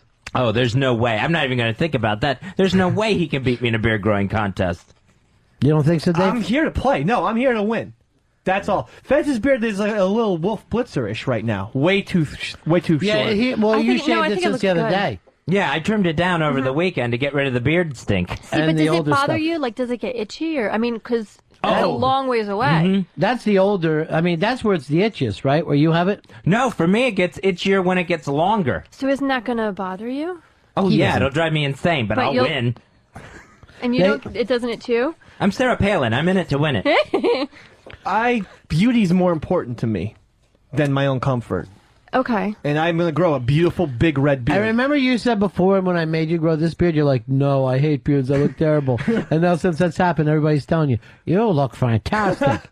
Well, I never had truly grew one, I suppose. I always stopped. I had to shave around 7 or 8 days because it really looked shitty. I'm like, there's no way I'll ever be able to grow a beard. The worst part is when the mustache starts to grow into my mouth.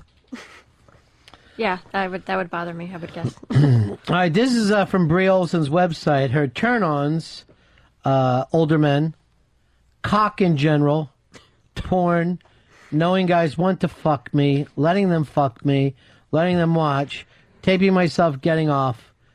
Goodness, the sun could rise and it makes me horny. LOL. Type of men I like. I am very open-minded and see good in everyone. However, I lean maybe just a little bit more to the older men that have a bit of a stocky build. Ooh. Whoa. It's your lady. That's me, Gray and Stumpy. Like when Marissa Tomei wanted to bang George Costanza. I'm not saying that Fez is like that. I'm just saying the matchup is perfect. What's the newest movie Marissa Tomei is going to be naked in? Isn't there something new? No, I know that old one that Earl raves about. What's that? The other movie, Before the Devil Knows You're Dead. Yeah. She was naked all the time. I know what it is. It's The Wrestler, the new one with the new one coming out. You guys going to go see that? No, but I'm not seeing any movies. I know you guys have been seeing movies. I have not seen one movie. Not one. I haven't watched the trailer, Mr. B. Not so much as a trailer. That's a Let me lie. ask you this, Fez. Are you still going to superherohype.com, your website? I have stopped going to Superhero Hype. Wow. Yeah, I don't know who's going to win this one. Oh, I am. I'm going to win this one. I'm going to win the beard one. I have I'm going to be a movie-less bearded guy. If you lose, Florio's? If you lose, Florio's? First of all, Burger King. Fez owes us so many Florios, I don't even know where to begin anymore. It's just insane. No, I'm very disappointed about this movie. If I didn't see Indiana Jones and then Batman and now the Coen brothers. The Coen brothers? No. Then I'm But not, I'm now not you gonna guys go. are going to move on. Miss Oscar season. I have to do it, though. I will Why? win this. Why? Ron had to go see his things. Yeah, I had to go see movies. I don't really like to go see movies. At all? Mm-mm. Well, to see a bad movie is a really horrible experience. Yeah. Yeah. I didn't like Batman. No, I don't think anyone did. Really, nobody liked it at all. It is definitely the most overrated movie of the summer. There's a lot of fine stuff in it, but people got a little too carried away with it. And then there was no talking to them. They want to love their blockbuster so much that you're not allowed to say anything even remotely wrong about it, or they act like you're the too cool for the room guy, which always makes me laugh because what do you want to be? Not cool enough for a room? Shouldn't you always attempt to be too cool for the room? Oh, you know who I am now? The less than cool for the room guy. His tastes are so edgy. Yeah. What does that even mean? All right, Ron and Fez show. Hanging out with you till 3 o'clock today. Brand new contest, the beard growing contest between Fez and Dave. And then, of course, neither one of them. Whoever gives up and goes to see the movies first, then we will know. And now this even is DVDs. Oh, yeah. Yeah. Cable? You won't watch movies when you're on cable? No, not since starting with Iron Man that started off the summer movie season on May 2nd. Nothing that came out after that, can you say? Exactly. All no right. DVDs, no pay-per-views, I like anything. the idea. What? Hold the phone. No. Really? Just quit. If Fez is better. Tap out, beardless. Tap out. No, I'm not going. Hey, beardless. Stop hitting the table. I'm not doing it. Wait, let me just say this, Mr. B. Scruffy, he tapped out. It I looks think like that you was strapped wrong. out. I can hear it. I hear the tapping. Can I also say, I see movies a lot more frequently than Fez, so I'm really going more. I think more hardcore. Oh, I agree with that. Because he still has my Taxi Driver and War Room. Can I at least watch those? Yes, we said you can't watch any movie that was done after the Iron Man. All right. That starts it. In any format. Now, that's okay, because that's not on TV or pay-per-view. I think it's coming out in DVD now, right? Yeah, it's coming out soon. That fucking Earl got his paws on the one that was sent to us. Boy, I'll tell you, Oh, there's my one guy God. who's in my fucking doghouse. It's that son of a bitch. And I also got emails about the interview stuff on Sunday night. And I thought Franklin was going to make a step up with that and try to control Earl. Can't happen.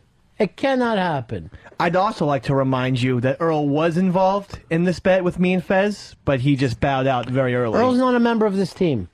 Earl is not a member of this team. And can't grow a beard either. And what he's doing now? Laying low. I'm going to lay low. And that's what I worry about Obama. I feel like when things get rough, Obama's just going to try to lay low. Lay low. Have you seen the president? Nope. I don't know where he is. He's really laying low right now. He's waiting for all this stuff to shake out. He's in the park again, taking pictures. Here is Josh. Josh, you're on Fez. Hey, buddy. Yeah. Hey, I think that Ronnie, whoever wins the beard growing contest should be able to go see movies again. Who knows? Who knows what'll happen? Maybe they'll love their beards. Sean, you're on Fez. Hey, Ronnie. Yeah. What about made-for-TV movies or new porn movies? Made-for-TV movies, they should be forced to suffer. If you guys want to watch the Oxygen Channel, more power to you. I missed Shirley MacLaine as Coco Chanel last night. That was on? Yeah.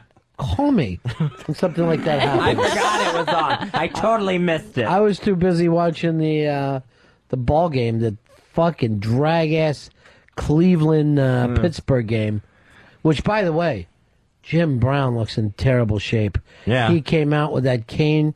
He looked 1,000,000 years old. A million years old. It happens so quick with runners. Yeah, your body just breaks down. All the see, you know what this is going to happen to? The jackass kids. From all the trauma that they put their body through when you're in your 20s and you bounce back from it, when you hit your 30s, it gets worse, 40s. But then when you get in your 50s and 60s, your body just gives out. Yeah, Steve-O's done. If he's over D first. That's why, and yeah. Johnny Knoxville. I mean, he'd be better off ODing. Probably. The way he's going now. At least he'll have something. He'll have something to put in the coffin, not just dust. Thomas, you're on a Fez. Hey, Ron, all the summer movies you saw, which did you like better, Sex and the City or Sisterhood of the Traveling Pants 2? Oh, I'll tell you the truth, I like them both the same. I have a fucking hard enough time with the stupid guy movies over the summer, let alone the girl movies. Believe it or not, I still haven't seen Mamma Mia. It's still playing in my neighborhood. It hasn't fucking left. There are Mamma Mia fans out there. They're doing the sing-along version now, too, in theaters. Did you hear about that? No, what happens there? My girlfriend made me go about a week ago. I was Yeah. great. I had a great Sure time. she did. I had a great time. I'll admit it, but they have, it's like karaoke kind of thing. They have the words along the bottom of the screen, and everybody in the theater is supposed to sing along with it. How many people were singing? I'd say at least half the theater, probably. How many people were at the theater? About 16. maybe. I mean, All right, it I'll wasn't- definitely go to this. It's actually kind of fun. I'm not gonna lie. Boy, are you one pussy whoop guy. You got a picture of you, chick? I can give you one to you on like Facebook or something. Yeah, go ahead and get it. I'll put it up. Put up a nice Facebook. I like to check out what all the interns' chicks look like. Some of the interns are good enough to show me the special picture. That's her? Fantastic. I'd pay her $250,000 for her virginity. Whoa. Scruff, first time walking in the big room. He comes right in and bashes his shin. Boy, is he whipped. I mean, Dave, Yeah. you don't even go out and sing Mamma Mia karaoke. No, shit, no. Do you have to do any kind of girl stuff with your chick? Hell no. Just raise the baby? Yeah. That's girlish enough. Put on little outfits. Yeah. I think I'll put on the pink one today, Casey. Does that bore you? Dressing the baby up? Let's put matching socks on her. Do you still dress It's the dog, real too? fun. What is it?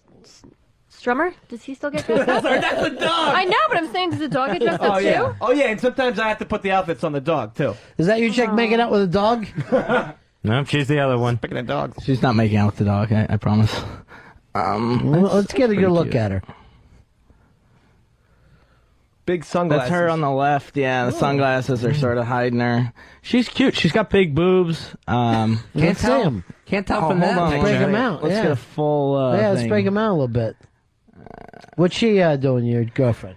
She still goes to school where I went to school in Boston at Northeastern, and she comes down like every weekend. Her parents live in Yonkers, so we come down, have a little sex, and she goes back up. It's pretty sweet. I bet her parents are real happy with that.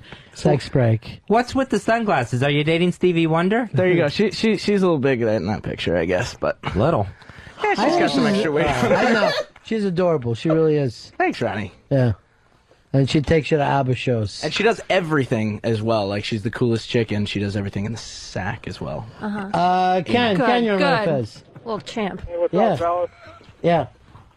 Hey, did you guys hear about the Obama heroin in Delaware and Philly? No, what's the story on it? Two chicks got busted leaving Wilmington, headed towards Chester with like 5 bundles. The packages say Obama 08 with his face on it. I'll fucking tell you right now. I'm not even fucking kidding. I'll shoot 2 bags of fucking Obama today. I will go off the whole fucking thing and tie off with Obama. I swear to God, it's crazy. I shot some Rebel Yell one time during the 80s when everybody was going through a fucking quick thing. Give me some of that fucking Rebel Yell. And I'm like, is Billy Idol into this, or what's the story on it? Here is Lady Trucker. You're on Fez. Good morning, Ronnie. Hey. Good morning, Fezzy. Good morning. BBC's calling today Meltdown Monday. Yeah, we are fucked. This is going to destroy, or could destroy, the entire world economy. Banks from all over are coming in and trying to help with this. Or we could tip this goddamn global economy of ours right on its side. And all I could say is 4 more years. 4 more years. I don't think that would help. Yeah. I think it would. What do you want to do? Shoot pegs of fucking Obama with me? Here's Nuke. Nuke, you're on the Ron and Fez show. Hey, Dave, man, you're doing yourself a favor not seeing that new Indiana Jones movie. It was possibly the most disappointing fucking movie I've ever seen in my life. It's a travesty. Terrible. Find it impossible to believe. It is terrible, Dave. I know I that. did too, Dave. I know that there's parts that are hard to believe, like the fridge, the guy in the fridge. But they also fell off out of an airplane with a raft. Yeah, that was terrible from too. Temple of Doom. Yeah, that was awful too. I'm not gonna lie to you. They're all bad, but this one is the worst. They're not all bad. They're great. We watched. You know how you one say time. that when your stress get bad, you get those bumps all over your penis? Yeah. I'd rather watch that than this fucking movie. Jennifer, you're on Ron and Fez, and that was Hey, my how are you official guys? review. Yeah. Yeah, the reason why I'm calling is my brother is a big fan of the show, as am I. Mhm. He's in the Peace Corps, and I bought him a bunch of Ron and Fez shirts for Christmas, and he is now handing them out to the Botswanans. They're fascinated with them. Oh God, just I just don't want to Clothing. see. I don't want to pick up a Newsweek and see one of these kids with a fucking machine gun, and he's got on a Ron and Fez shirt. He's shooting up the countryside. Well, I just figured you'd want to know. What is he? What is your brother doing in the Peace Corps? Trying to look better than me? No, actually, he's decided to go eradicate AIDS because he didn't want to go to law school. So that's what he's doing. He's in the Kalahari Desert where Meerkat Manor's filmed. Mm-hmm. I'm such a fan. Are you? Oh, Meerkat Manor? Yeah. I'm not of AIDS, but... Oh. I don't get either one. Tell you the truth, I don't get them. All right, thanks, Jennifer. No problem. You guys have a great day. All right, bye. We'll try to send you some Ron and Fez Coolie cups for if they ever get water. And they need lots of lemons for the Calamari Desert. So stupid. Your jokes are so bad there. Lemons. Davy Red. Is that the name of it? Yeah, Davy Red, Southern comedian, to be exact. How come we're not going to hear this, Fez? Because it's awful. It should not get on the airwaves. Pepper Hicks, Sam Roberts, all give it thumbs up. I think you're It making is my true. case for me. The only person who's negative about this is you. Why don't we do this? I'll have somebody that dislikes Dave like poison. Franklin. Okay. Franklin, go into the other room. You listen to it and tell us whether it should be played for the air or not. You agree to that, Fez? I'm willing to accept that. Yeah. That's very fair. Very fair. And then we'll know. And he does hate me. Yeah, he Why does he despises hate you? I thought you didn't like him. And he No, was I'm cool trying with to you. move on. I'm trying to move past all my personal issues. Hey, you know what I like? Swissy always takes her shoes off so we get like Yes. barefoot girl. Yes. She's so exciting with that. Do you, so you feel like it's Dave's problem, not so much Franklin's? You know, I don't listen as regularly as I Me neither. could, but from And I'm in but here. From the one time I heard that you were yelling at him and Screaming. yeah, and he just seemed to be all laid back and Yeah. mellow about it. Well, that was. Well, this But is then, are his- you like blow up and then you're over it, or That is the truth, though. okay? Yeah, he so does then do that. he seems to me But- as a very sensitive person. So perhaps he's Maybe today's an olive branch. Okay. Maybe today's an olive Yes. branch. I'd like to see it. Or maybe he does the right thing. In a black way, you mean? You going back to Spike Lee? You never even realized how racist you are. No, I guess I don't. I don't see myself as racist. Really? we never Yeah.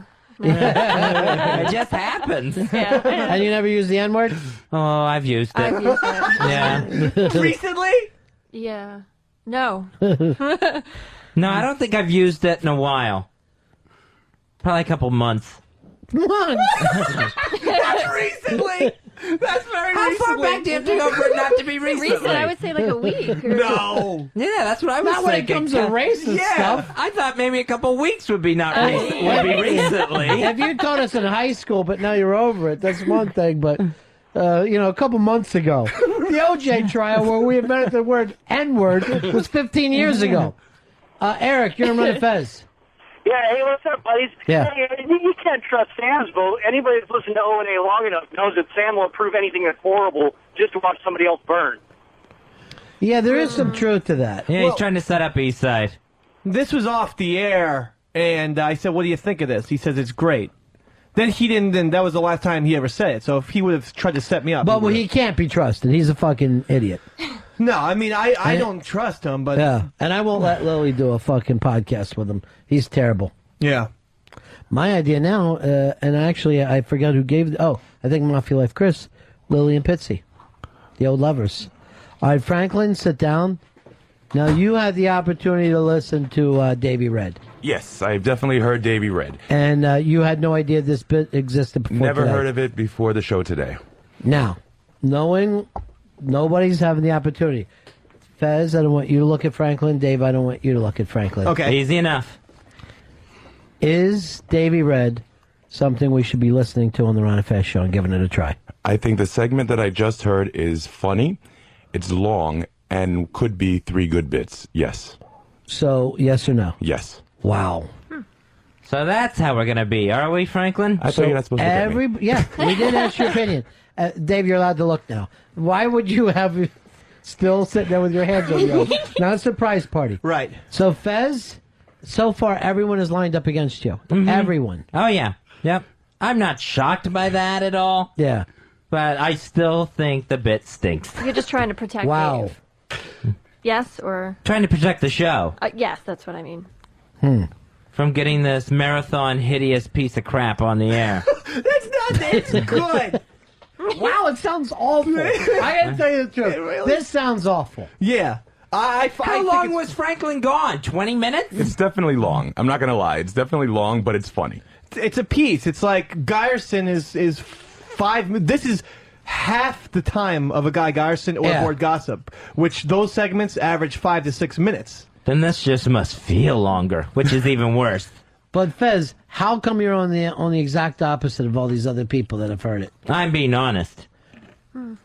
So you feel like they're just being Dave's friends? Mm-hmm. Yeah. Or do they hate you? Does Franklin hate you? I think with Franklin's case, it's a hate me thing. When did you start feeling like Franklin hated you?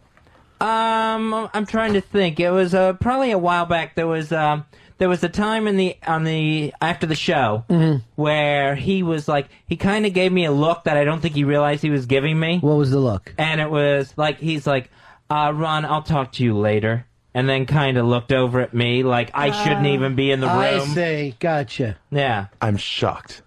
I'm shocked. I'm hurt. Samaj.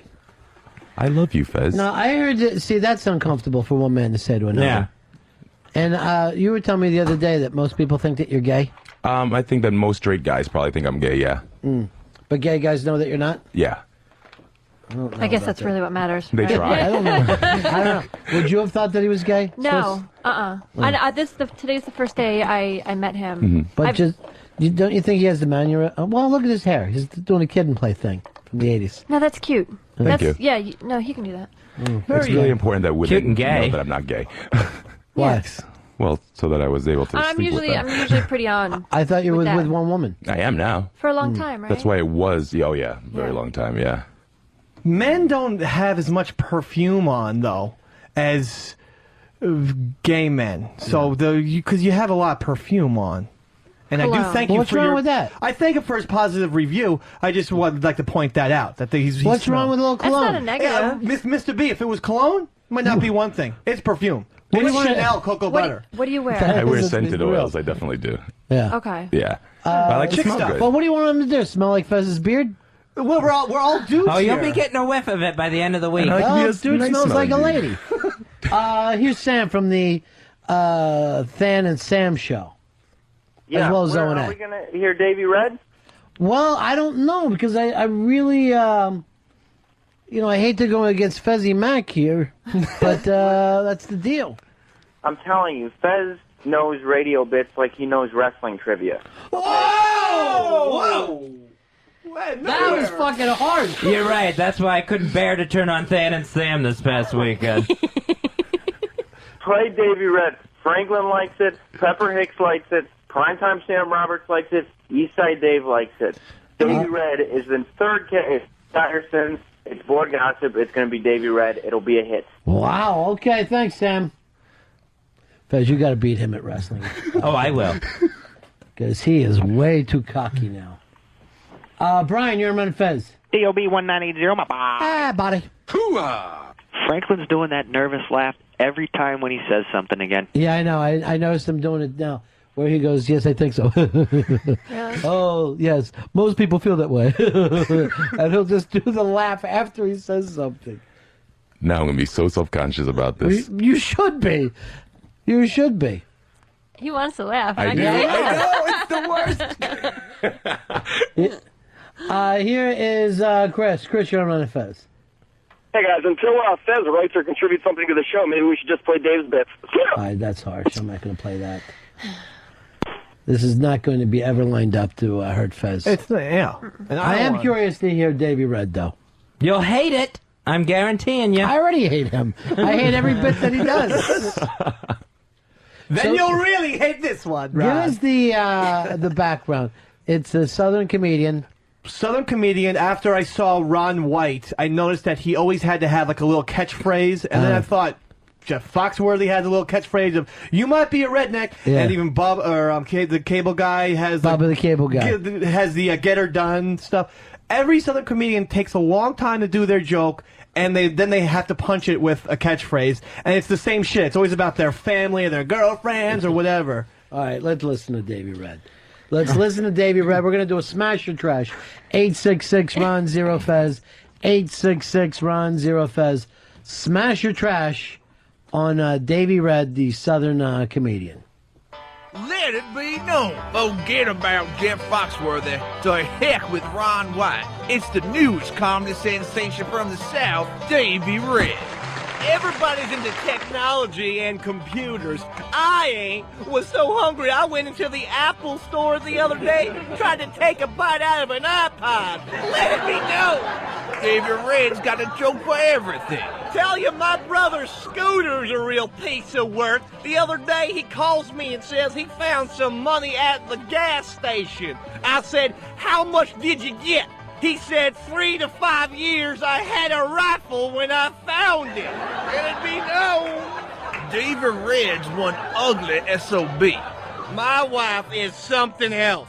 Other day she says, Davey Red, why can't you be more like the other men? I said, you mean tall, dark, and handsome? She said, exactly. I said, because I have a degenerative skin disease. Let it be known. Davey Red loves his car.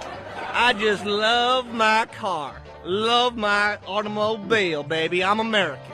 Last week I was working on my car in the driveway when my wife said, why do you love that car more than me? I said 2 reasons. Because unlike you, the car rides smoothly. And number 2, the car's never slept with one of my relatives. Let it be known. Thank you all very much, people. My name's Davey Red, Southern comedian. Come back, come often, y'all. Let it be known. All right, who did the production for you? Pepper and I did it together. Well, both you and Pepper need to know that you don't do the big laugh over the catch phrase. I know. You really need to focus on let it be known. I know. Let it be known. Let it be known, Ron and B. And the other problem was it was right. just as good as any of those other fuckers. That's the problem. You could be on tour with those assholes. Jonathan, let it be known. Hey, Fez, you have lasting judgment, man. That was great, Dave. Fucking great, man. All right, Good Dave. up. And he means it from a legitimate point of view. Yeah. Let it be known. Bro, Sherman and Fez. Yeah, I think everybody owes Fez an apology. He was correct. Let it be known. Rich, you're on Ron and Fez. Let it be known that was as electrifying as the Stan and Stan show Saturday night.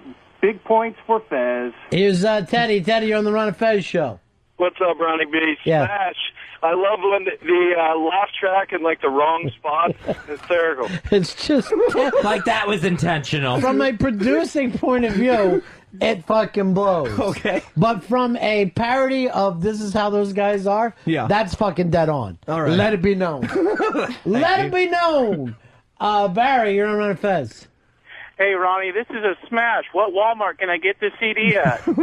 Well, they are going to start doing it straight out of Waffle House. Turtle, you're on Ron and Fez. Let it be known. We need another 1-week suspension. Oh, you son of a bitch. Let it be known. That's a trash. Here's Josh. Josh, you're on Ron and Fez. Hey, what's up, buddies? I Yeah. say that's a smash. That was fucking hilarious. Davey did it again. All right, Brady, you're Ron and Fez. Let it be known. Sounds like a trashy rider. It sounds nothing like the rider. Let it be known. Let it be known. Why didn't you just come in and do it live? It probably would have been a better idea than letting Hicks have his fucking stupid thumbs all over it. That was probably a mistake. I don't know. If he ever appears again, it'll be live. But Doug, you're Ron and Fez. Smash, but Dave, in the South, they call it a vehicle. Vehicle. I got it. All right, Millie Hatchet just wrote in. I agree with the dreaded pirate Stinkbeard. It was awful. Oh. Thank you, Millie. Yeah. Here's Ron. Ron, you're Ron and Fez. Yeah, it's a smash. I wanted to hate it, but I liked it anyway. You ended up loving it.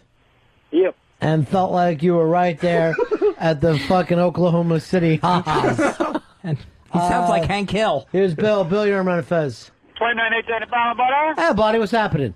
That was the best Jam Brady I've heard in quite some time. Oh, shh. That's a trash. Hold on, there's a very slow message coming in.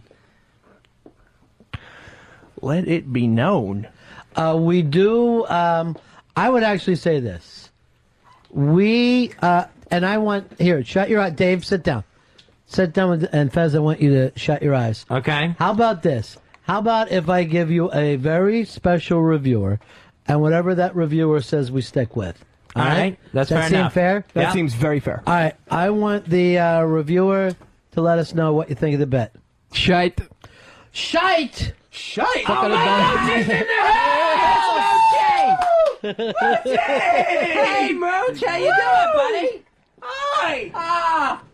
Jesus Christ! We'll switch up, Dave. Yeah.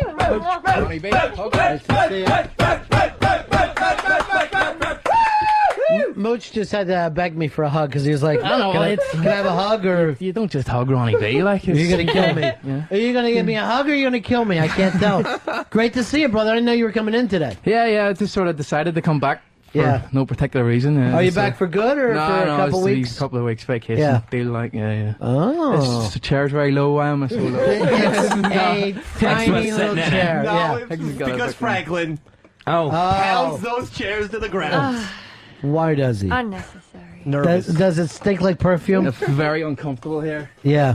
I thought Mooch smelled good. Here, just switch it out. Well, sure. No. You like to smell Guinness. Oh, that's what it is. Yeah. Smell of an Irishman is always nice to come home to. Where are you staying, Long Island? No, where is it? Brooklyn. Brooklyn. Crooklyn. Yeah. It's Yeah. very like.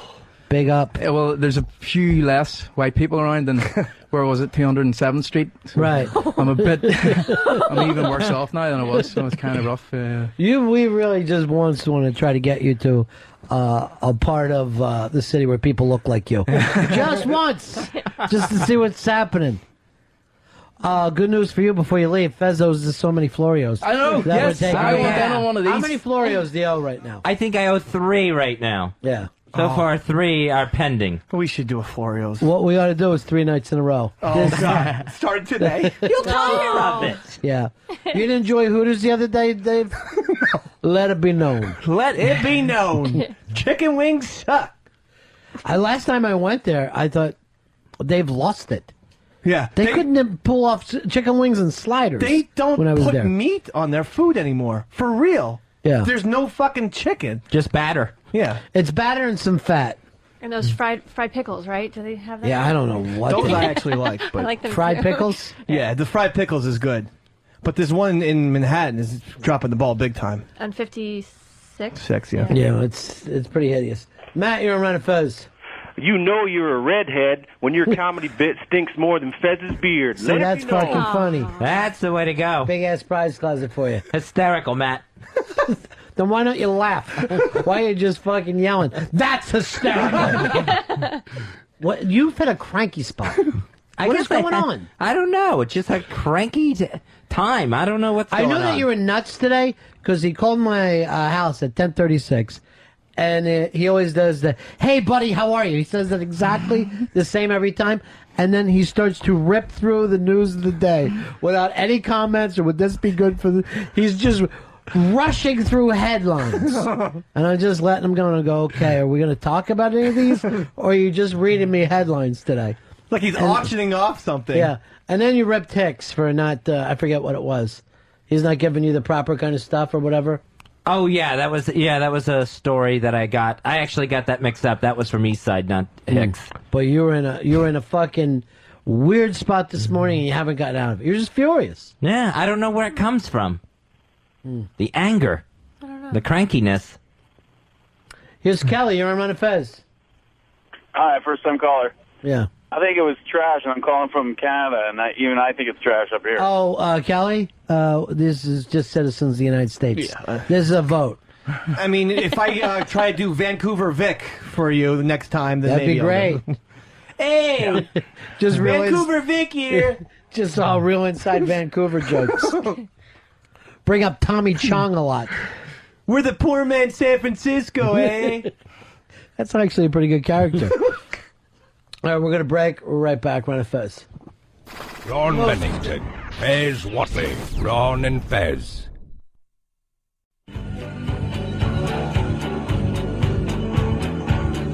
Just take it easy, man. I'm perfectly calm, dude. Yeah, waving the fucking gun around? Calmer than you are. Will you just take it easy? Calmer than you are.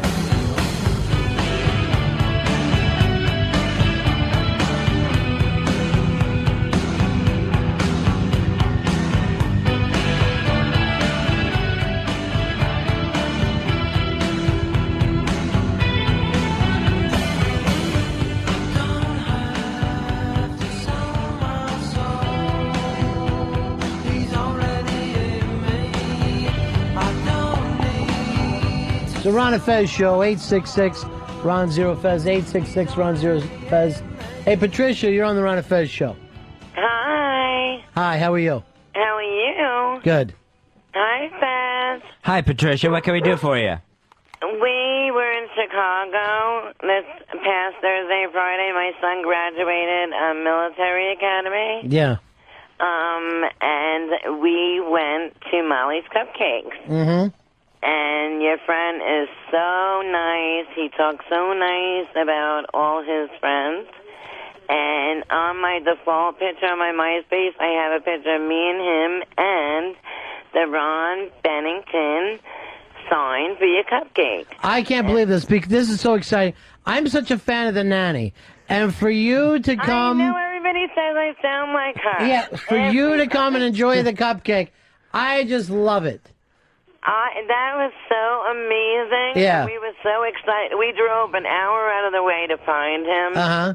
And he gave me a hug and he took a picture with me, and we just loved the cupcake. It was so awesome. Did you get any of the gefilte pastries? They're there, too.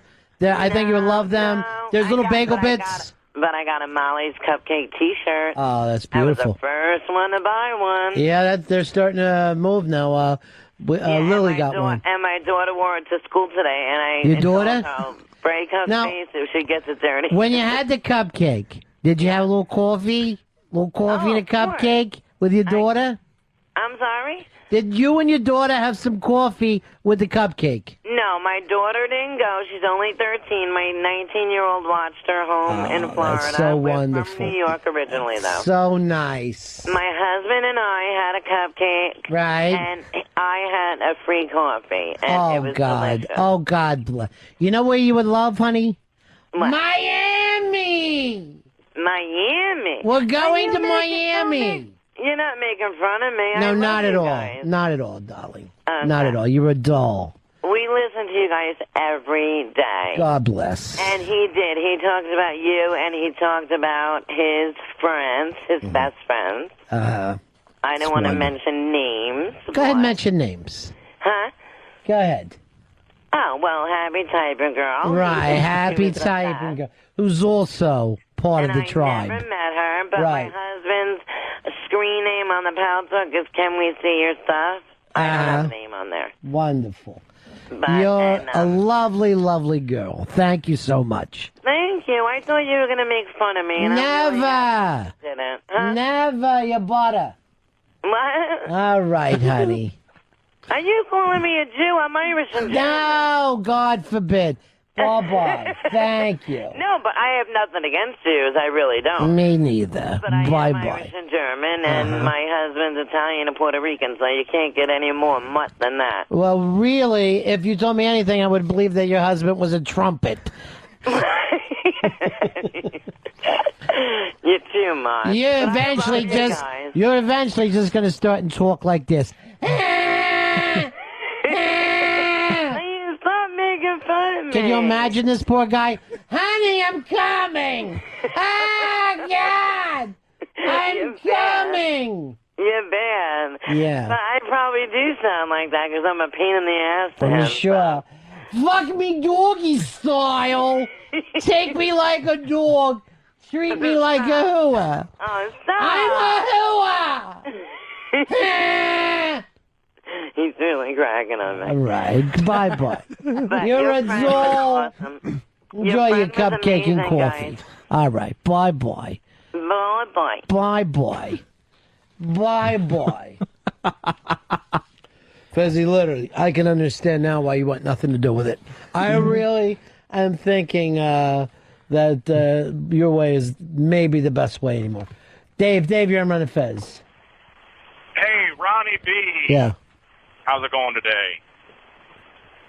What can I do for you? Hey, man, I was in Chicago this weekend and found out that Saturday was the rainiest day in Chicago history, but I did find my way to Molly's, and that Ron Bennington cupcake is the best fucking thing I've ever had in my life. Thank you very much. Delicious. It was awesome. Good times in Chicago, got really wet, and ate some cupcakes. All right. Enjoy the coffee, too. There's also coffee for anyone who wants it. It's a free coffee. Hey, Johnny, you're on Ron and Fez. Hey, I was just trying to psychoanalyze this. I love Fez. I love him so much, and I want to kiss his neck and love on him so much. What, are you hypnotized, Johnny? I just want him so much. Huh? Your inner deliverance is coming out. Dave, you're on Ron and Fez. If you get suspended from work for throwing your own feces, you just might be a redhead. 866 Ron Zero Fez. 866 Ron Zero Fez. Fez, they're rocking that new Collider now in Europe. Yeah, I think it's the new Hagen Collider, Super Collider, something like that. I'm sure one of the guys will give you the name of that. Yeah. I can't believe they turned this thing on. You know, there's experiments that can be done in this country or in this world that don't destroy the entire planet or have the potential to. Do you not feel like if you're one of those people joining in that we're going to destroy the planet through this, you don't feel like now you're a little on the superstitious side? With this, we just don't know. We've never recreated a Big Bang on Earth. This has never happened. You're not really recreating the Big Bang. You're just setting up the mathematical theories of how it could work. I mean, with other experiments, yeah, you know, maybe you lose some stem cells or something like that. Or, you know, a white mouse dies in a laboratory. This is one where we can't be for certain what happens, and we could start a black hole here on Earth. Or dozens of them. You worry too much. We have the smartest people in the world working on this. And I'm most upset about is that Americans aren't doing this. It really bothers me that this, to me, feels like the biggest leap ahead scientifically since probably going back to NASA and going to the moon and all the good that came out of that.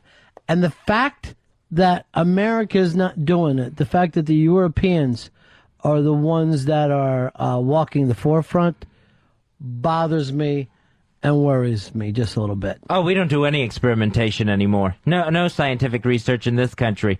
But with this, the little black holes that could open up, like, could be 5 years down the road. It's not like they turn this thing on, okay, we're safe, nothing happened.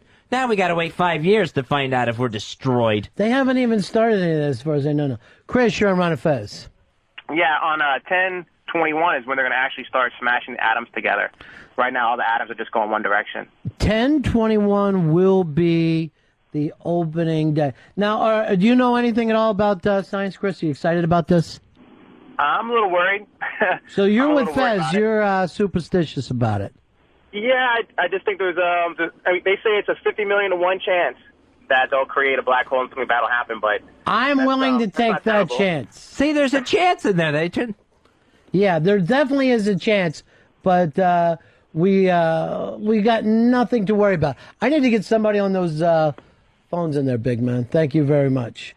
Here's Justin. Justin, you're on Ron and Fez. Hey, wait, guys. Yeah, What's going on? yeah.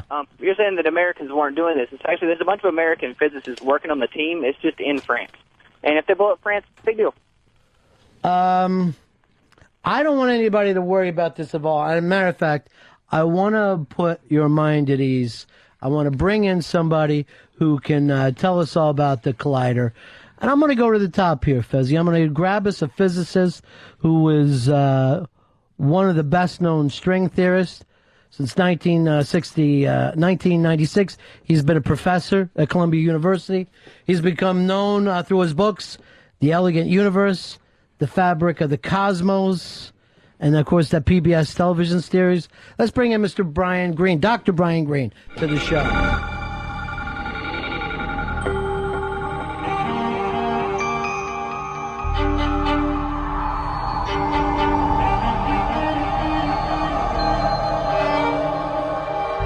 Brian Greene in the studio with us.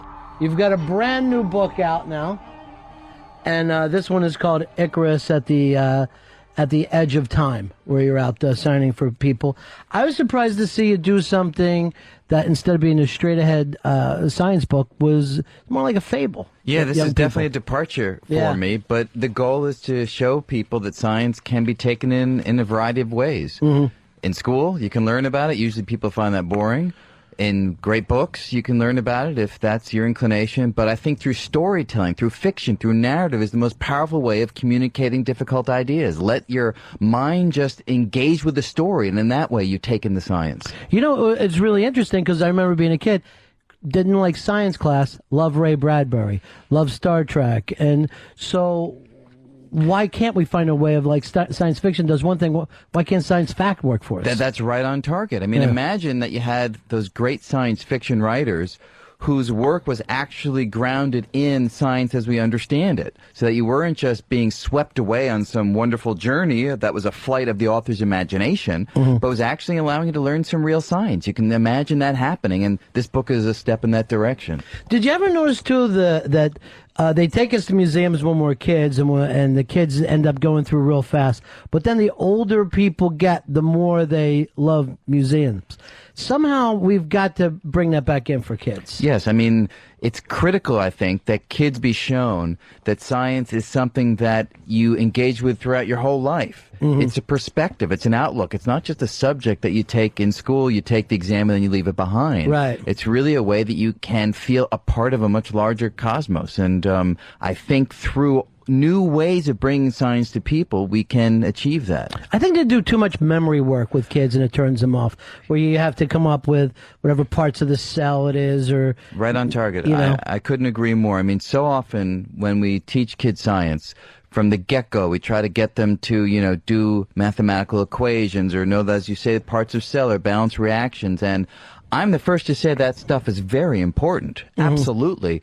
But you have to have a focus also on the big, exciting ideas. The Big Bang and black holes and where did life come from, the ideas that really can get kids fired up. I mean, I've had experiences where I've been out there talking about science to an audience of kids. And I've had some come up to me afterward and said, I had no idea that the stuff you were talking about was what science was about. I just thought it was sitting home memorizing this, coming back and trying to spit it out again in order to do well in the exam. And that's the saddest thing I ever hear, because science is the most exciting thing as long as you present it in a way that it reveals that quality. Well, some of the stuff that you're presenting through kids here, it's black holes, but then it's also time and the way time is warped.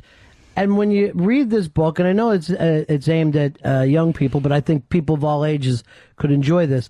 The fact that we're not what we think is reality is just one way of looking at things. Yeah, I mean, that summarizes the last 100 years of discovery in physics, I'd say. You know, there was a time when Newton in the late 1600s was doing experiments, you know, throwing a rock in the air, looking at the moon going around, and he was coming up with laws that could describe the regularity in that kind of behavior.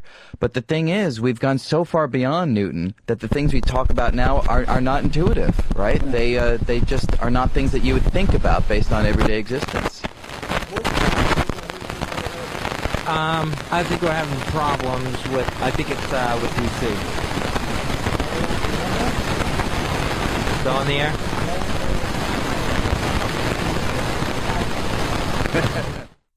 That's the cause of it. Yeah. Yeah. We have Dr. Brian Green in the studio with us, and then there's some kind of sunspots that are hitting our satellites. Well, you know, I felt so lucky to grow up when the NASA program was so exciting, and that kept kids involved.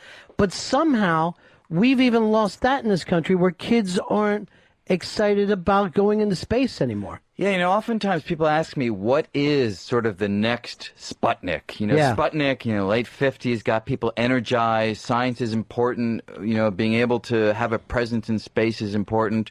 And my own feeling is that we can't wait for another emergency situation. You can call climate change the next Sputnik, I guess, if you want. But my point is, we just as a culture need to recognize how important science is and make a real concerted effort to bring kids into the fold, because that is the future. I mean, when you look for the 21st century, what do you see facing us?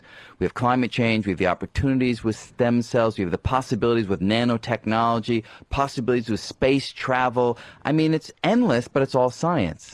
So if you can get kids excited about science and get the general public willing to engage with science, how much better off would we be? Huge. And again, it's like no matter what the breakthrough is, people immediately get used to it. Have you ever, you know, you brought up Sputnik, which is, 50 years ago, and now everybody has a cell phone, everybody has satellite radio, satellite TV, and they've just treated it like it's normal, like these weren't major breakthroughs.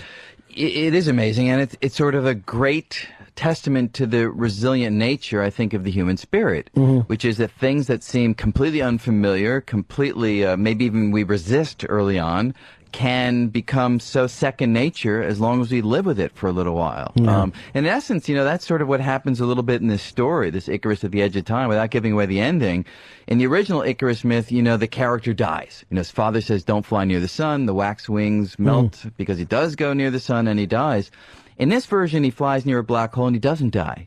But the reason is because, you know, it may be painful to go to a new reality, which he finds himself in, but that's what we as a culture have to do through scientific breakthroughs. Find ourselves a new reality and acclimate to it. Now, so much of your work has been with string theory, and I think what's really great about what you do with the public is, for the first time we have somebody inviting us in. Some of us who, you know, we're not math whizzes, but you're explaining it to a way that we could all pick up on. But reality of itself is so different once you start to jump into string theory, that we're not just looking at the dimensions that we've all grown up with, that we all see as reality. Yes, I mean, one of the strangest features of string theory, this approach to a unified theory, something Albert Einstein sought but never found, is that we think we may have a unified theory in hand. In essence, we sort of have one framework that can describe big things, small things, in principle, everything in between. We don't know if it's right or wrong because we haven't been able to test it yet, but one of the strange features is that it demands our universe have more than 3 dimensions. You know, we look around and all of us see left, right, back, forth, and up, down, you know, the 3 dimensions of everyday experience. But these theories are telling us that in addition to those dimensions, there are others. And one of the wonderful things is, you know, maybe the Large Hadron Collider in Geneva, maybe it will find evidence for these extra dimensions. Now, who put up the money for that collider? Many, many countries. So that's a collaboration of up to, I think, scientists from 60 countries are involved in this. But why isn't this in the United States? Am I being too pro-America by thinking this should be ours? Well, I guess my first thing I would say is I'm just glad that it's happening anywhere, because science really doesn't know about national boundaries. But if you ask me more specifically, we were going to build one in Waxahachie, Texas. It was in the early 1990s, and $1 billion was spent digging a gigantic hole in the ground that would have been the home for an even more powerful accelerator than the one in Geneva, but cost overruns happened, and Congress ultimately canceled the project. Right. So, I mean, that was a very sad day for science in the United States. So we really need the government to get behind that, not private money, you think? You know, it's an interesting question, because we are sort of entering a new age for science where private enterprise is starting to push the boundaries more than government. You know, with the X Prize and things of that sort, there are some private initiatives that have been quite potent. Yeah. But this kind of an undertaking, you know, where you're talking, $10 billion or more, is something that the government being behind would make all the difference in the world. Yeah. And I just strongly feel that even back in the 1990s, if members of Congress understood the power of the machine to reveal the structure of matter, to reveal perhaps how the universe began, or insights into issues like that, I think they wouldn't have canceled it. I think too many people, even who are making the decisions, just don't have the passion for science simply because they haven't been introduced to the ideas in a way that was accessible and exciting. So through this collider, we may, and the work that the string theorists are doing, we may find out where everything started. Well, we have a chance of understanding, for instance, why matter has mass, a very basic question. Yeah. We may have a chance of understanding if some approaches to unified theories are correct, and therefore give us a clearer sense of what happened near to the Big Bang itself. We may even produce, it's a long shot, but we may produce microscopic black holes in the laboratory. Some people find that frightening. There's nothing to fear about it. It's just be a spectacular opportunity to study black holes in the laboratory. Wow. But again, you know that there are people out there very frightened about the fact that, all right, these people are going to suck us into a black hole. That's the first thing they're thinking. I've heard that. And look, at first sight, it's not an unreasonable thing to think when someone says creating a black hole in the laboratory. But you have to bear in mind there are black holes and there are black holes. The black holes we normally think about are in space. These large astrophysical bodies weighing, millions of times as much as the sun, and with a powerful gravitational pull. And indeed, if you get too close to them, you would be pulled in and you wouldn't be able to get out. But the black holes we're talking about at the Large Hadron Collider in Geneva are of a different sort. They're tiny, microscopic black holes. They are smaller than a proton. They have feeble gravitational pull, and we understand well that they would disintegrate in a fraction of a second. So that would be powerful as a mechanism for scientists to study the nature of matter in such an extreme state, but those black holes couldn't do anything. No. You gotta actually add one more thing to that. These collisions in the Large Hadron Collider, first time we're going to have those kinds of energetic collisions in the laboratory. But those kind of collisions happen all around us all the time. We are rained down upon by so-called cosmic rays. These are basically protons that are wafting through space all the time, raining down on Earth, the Moon, the other stars, and they hit our planet with an energy far in excess of the energy of the collisions in Geneva.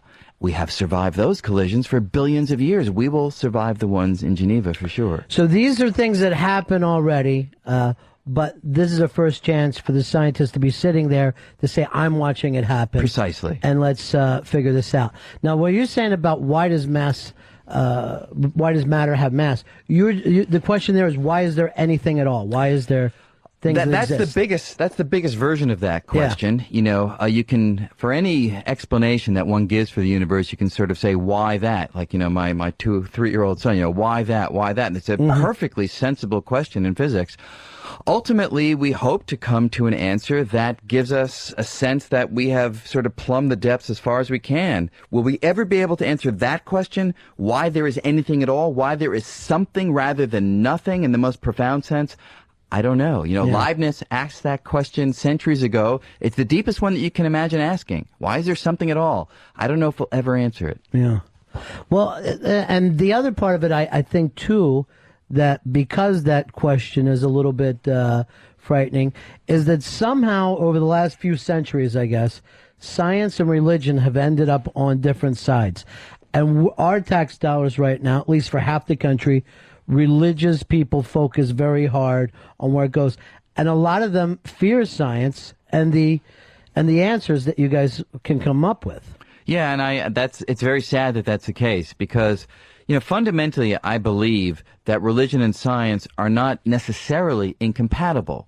Certain very literal interpretations of religious scripture certainly are in conflict with things we understand well from science.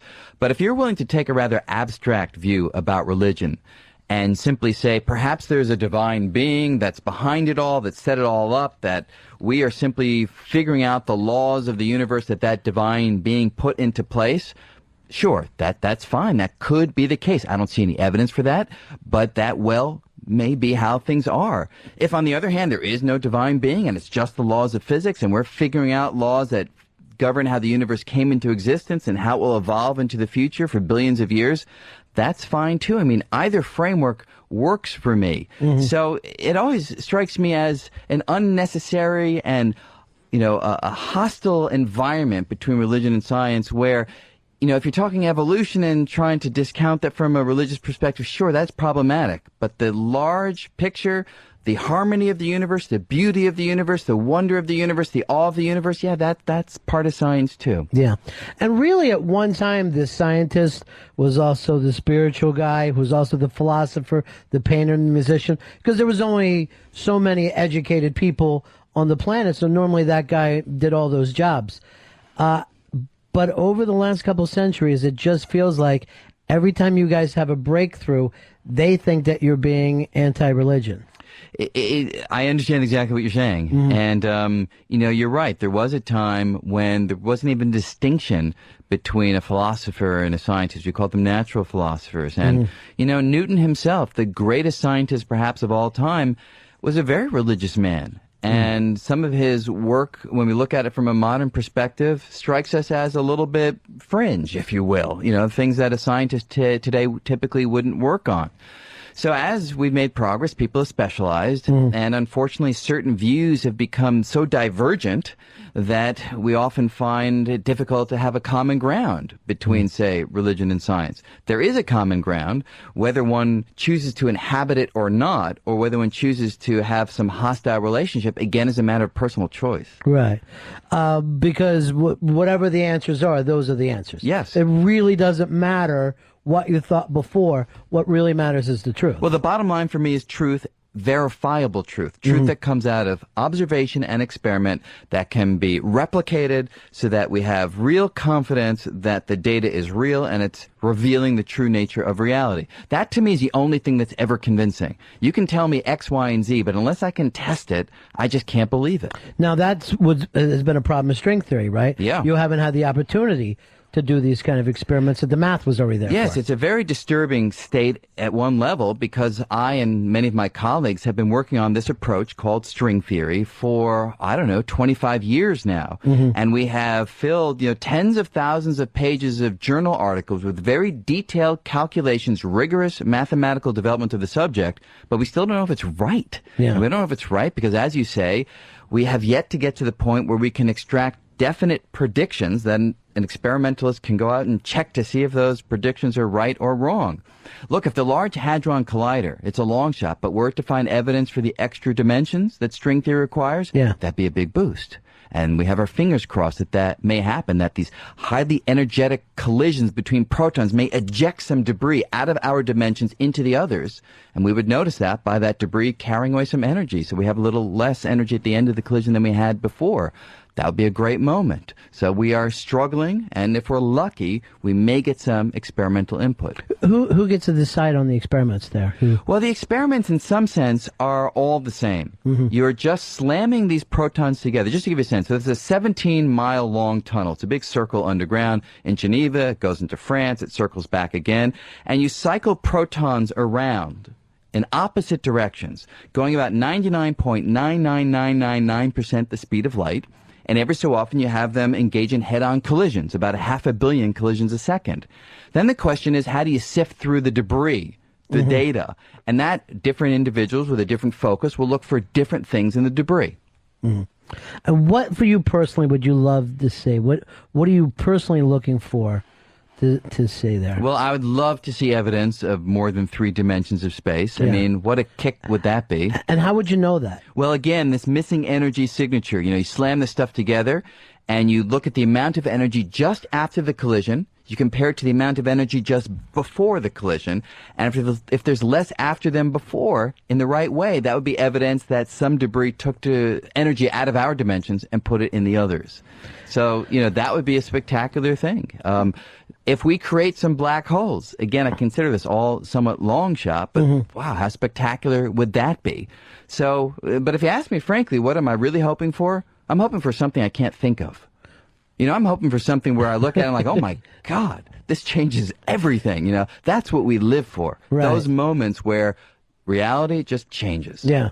So who knows? Those protons hit each other, and suddenly there's a puppy, and you're like, oh, that's what you're looking for. That would be pretty shocking. Yeah. I would bet money though. Dr. Brian Greene, you have an opportunity to meet him tonight at 7 o'clock. Dr. Brian Greene will be at the Barnes & Noble, 33 East 17th Street, signing copies of his book. Tomorrow, 6 p.m., Brian will be at the Prattle Theater in Cambridge, Massachusetts, and Icarus at the Edge of Time is in stores now. And you've written this book, and you're aiming it towards younger people. And the fact that, you know, we'd first heard about this as you went into space, you hit in the black hole, time would be a different measurement there. And that seems to be the big key in all this stuff is time, huh? Well, time for me is the most puzzling feature in all of science. Yeah. It's the most familiar thing. We all live by time every day, every moment. Right. And yet we as scientists are still struggling to figure out what time actually is. And we don't know the answer to that, but we have learned features about time that are completely unexpected, mostly from Einstein. And one of those key features is from relativity, which says that if you move quickly or if you experience very strong gravity, like near a black hole, time for you slows down compared to time for everybody else. Yeah. And this has been experimentally proven. This is not something where it's a conjecture. We have, you know, almost a century of data confirming these ideas. In fact, you know, in these live presentations, I will be showing visuals of black holes and explaining the way in which they have a profound impact on time. So what we think of as time, which feels as natural, that's just Earth time. That's just Earth time. We don't know if time would be that anywhere else out in these other... The only thing I would change in that statement is we do know where it would be the same. On any planet which has the same gravity as the Earth, executing more or less the same motion, time would elapse in exactly the same way as it does here, as long as there's no relative motion between us. But the striking thing is that if you, for instance, are watching somebody head out into space toward a black hole, you will see them start to move in slow motion, because time for them would slow down relative to time for you. I mean, literally, take the Empire State Building. Mm-hmm. If you're on top of the Empire State Building and your friend's at the bottom, and you previously synchronized your watches before you separated, okay? You spend some time at the top of the Empire State Building. When you return, you will find that your friend's watch down on the ground ticked off a little bit less time than your watch did, because time goes slower at the surface of the Earth where there's more gravity than way up on the top of the Empire State Building where there's a little bit less gravity since you're farther from the Earth. And again, this has been tested. This is real. And so gravity is bending time. Gravity is warping or bending time. Again, not by much. I should emphasize, for the Empire State Building, we're talking about a difference of, a billionth or a trillionth of a second. Mm-hmm. Because the difference in gravity clearly on top of the Empire State Building and on the ground is not that much. But in an environment where gravity is vastly different, like near a black hole as opposed to far away from a black hole, the rate at which time elapses between those two places is hugely different.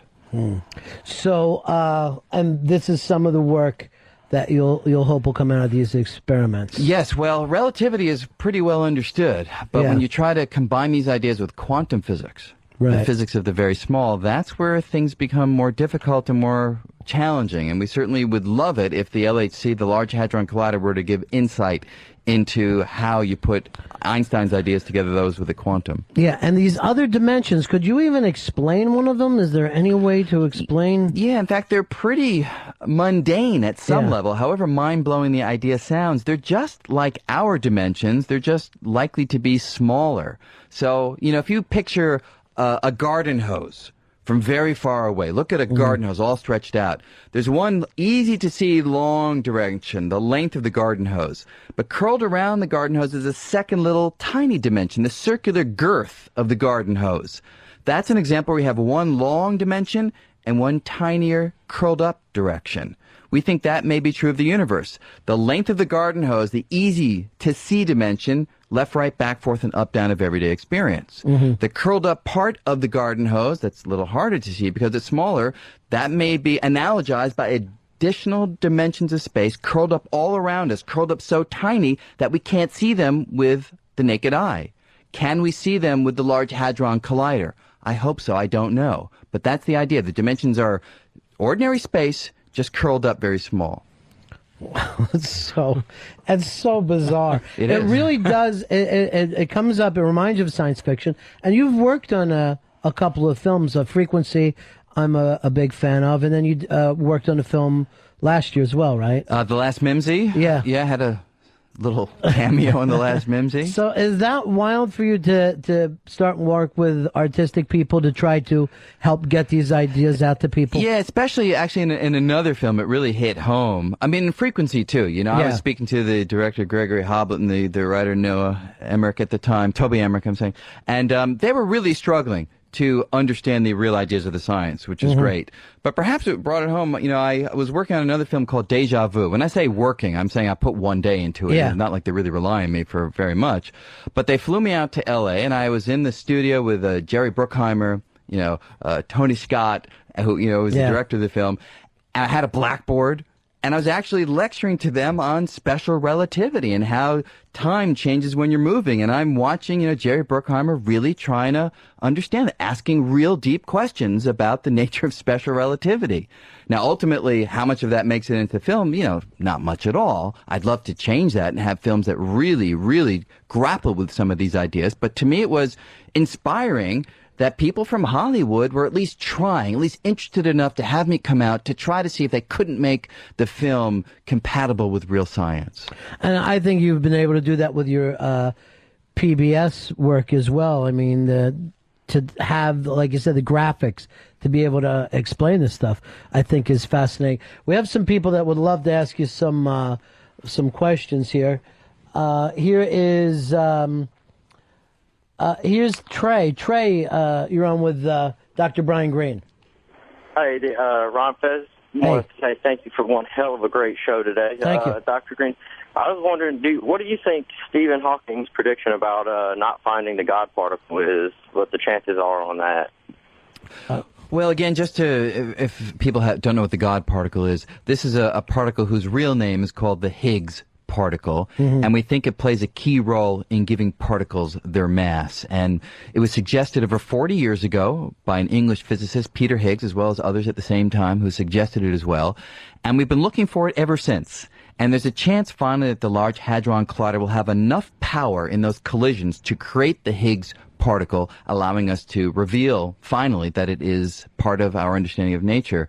I think there's a very, very good chance that the Higgs particle will be found.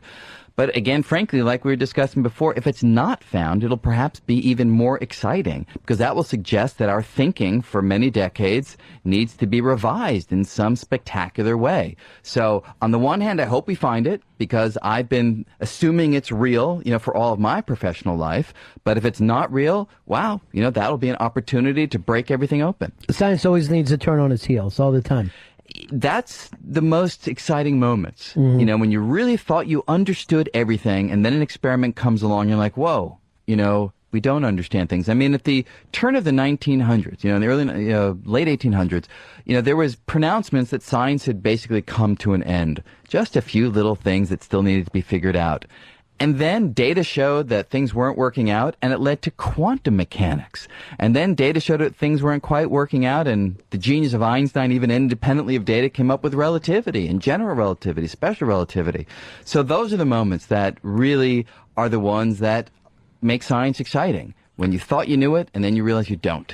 I think it's lay people that, when you said things like the God particle is really called, but lay people always try to force, I think, our philosophy and religion on you to help make you explain it.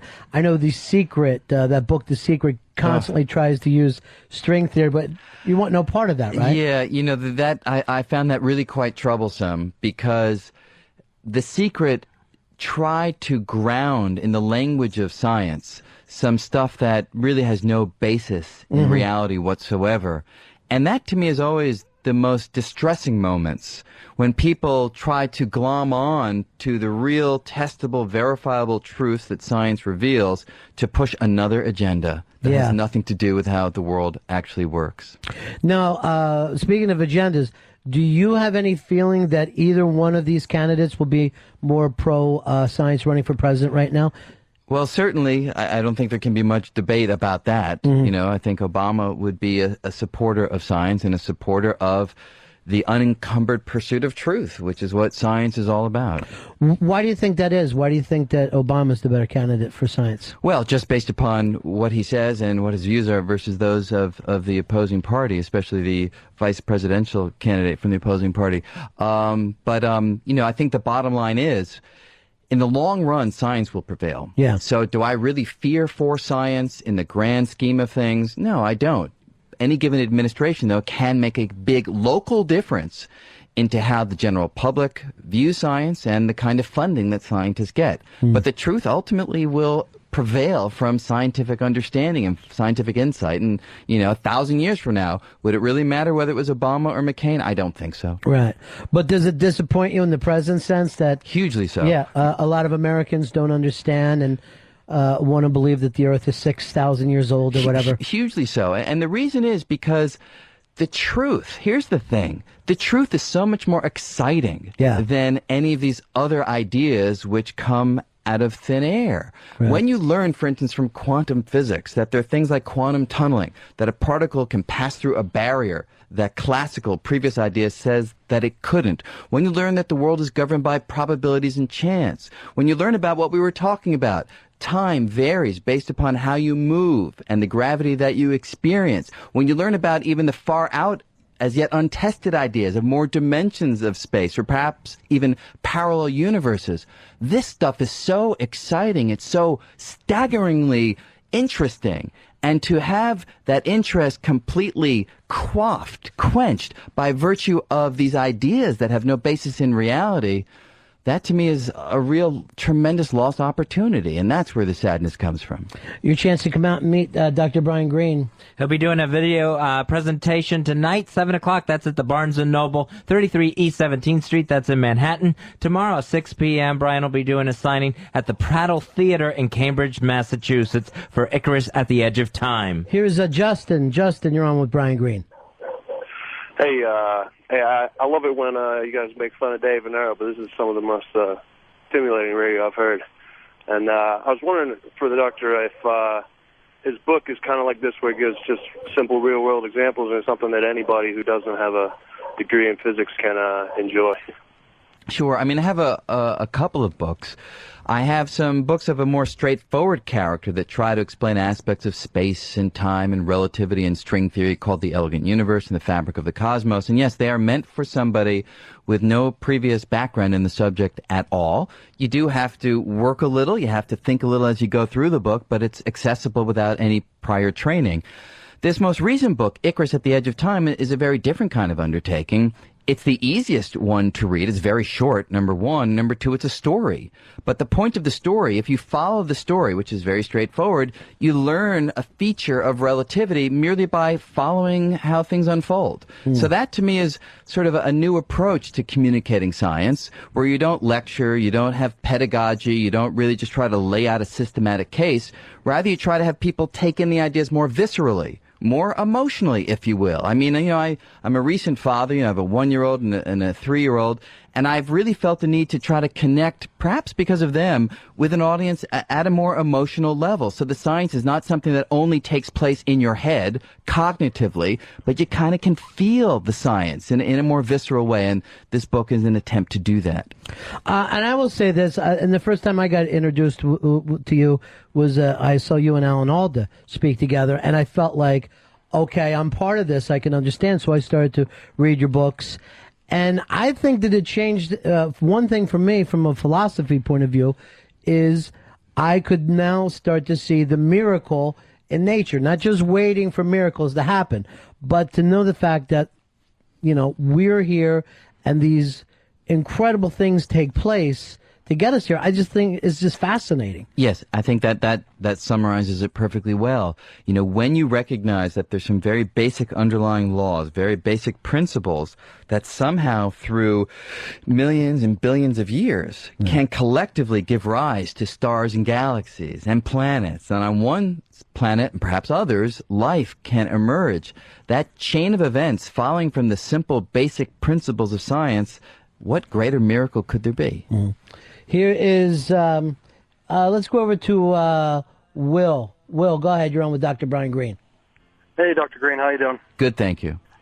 Just wondering if you can briefly describe the M theory. Is that basically the relativity of string theory? Well, not quite. So prior to the mid-1990s, there were 5 competing versions of string theory. They shared some features, but they differed in others. In the mid-1990s, we realized that there were 5 different ways of looking at the same theory, just 5 different perspectives, almost 5 different languages translating a single book. And that single book or that single theory is called M theory. Here is Chuck. Chuck, you're on with Dr. Brian Greene. Hey, Dr. Greene, it's a pleasure to talk to you. I have your book, Fabric of the Cosmos, and I think you do a fantastic job of taking these very complex things and explaining them to lay people like us so we have a better understanding of what's going on around us. Thank you. That's it? That's it. I'm just a huge fan. All right, some people ask questions, others just give statements. Well, thank you. I appreciate that. Here's Steve. Steve, you're on with Dr. Brian Greene. Hey, Ron and Fez, Dr. Greene. Thanks for a great show today. Oh. Hey, I was wondering if you were talking earlier about The Secret, but what about movies like What the Bleep, where they actually talk about molecules and how they respond to each other and to intent? Is that also a fabrication and them just using scientific language to back the New Age philosophy? Yes, that's exactly right. It's a complete fabrication. You know, I have a friend of mine, a colleague from Columbia, who was in that movie, What the Bleep Do We Know? He was one of the quantum physicists that they interviewed. He was beside himself when he saw the finished product because they had him aligned with others saying things that have no basis in reality, no basis in science, and yet by placing his conversation about quantum physics next to theirs, it's almost as though he was supporting what they were saying. So they drew no distinction between science, real science, and there was some real science, and complete nonsense. Yeah. Now, I should say, you know, I'm excited that people want to figure out how the world works, so I don't mean to be disparaging to various approaches, but the bottom line is there are things that we understand to be true and there are things that we understand not to be true, and you got to keep it straight what's what. And I mean, you've given your life's work to trying to figure it out, as well as all the scientists who've come before you. You don't have the answer of the universe. We're not going to get it just by a certain prayer. Not yet. It's not going to happen yet. Dr. Brian Greene, thanks so much. Dr. Greene will be at the Barnes & Noble, 17th Street in Manhattan tonight at 7 o'clock. Tomorrow, catch him at the Prattle Theater, Cambridge, Massachusetts. Icarus at the Edge of Time is in stores now. It's IcarusAtTheEdgeOfTime.com. Thanks so much and continued success. Thank you. Take care.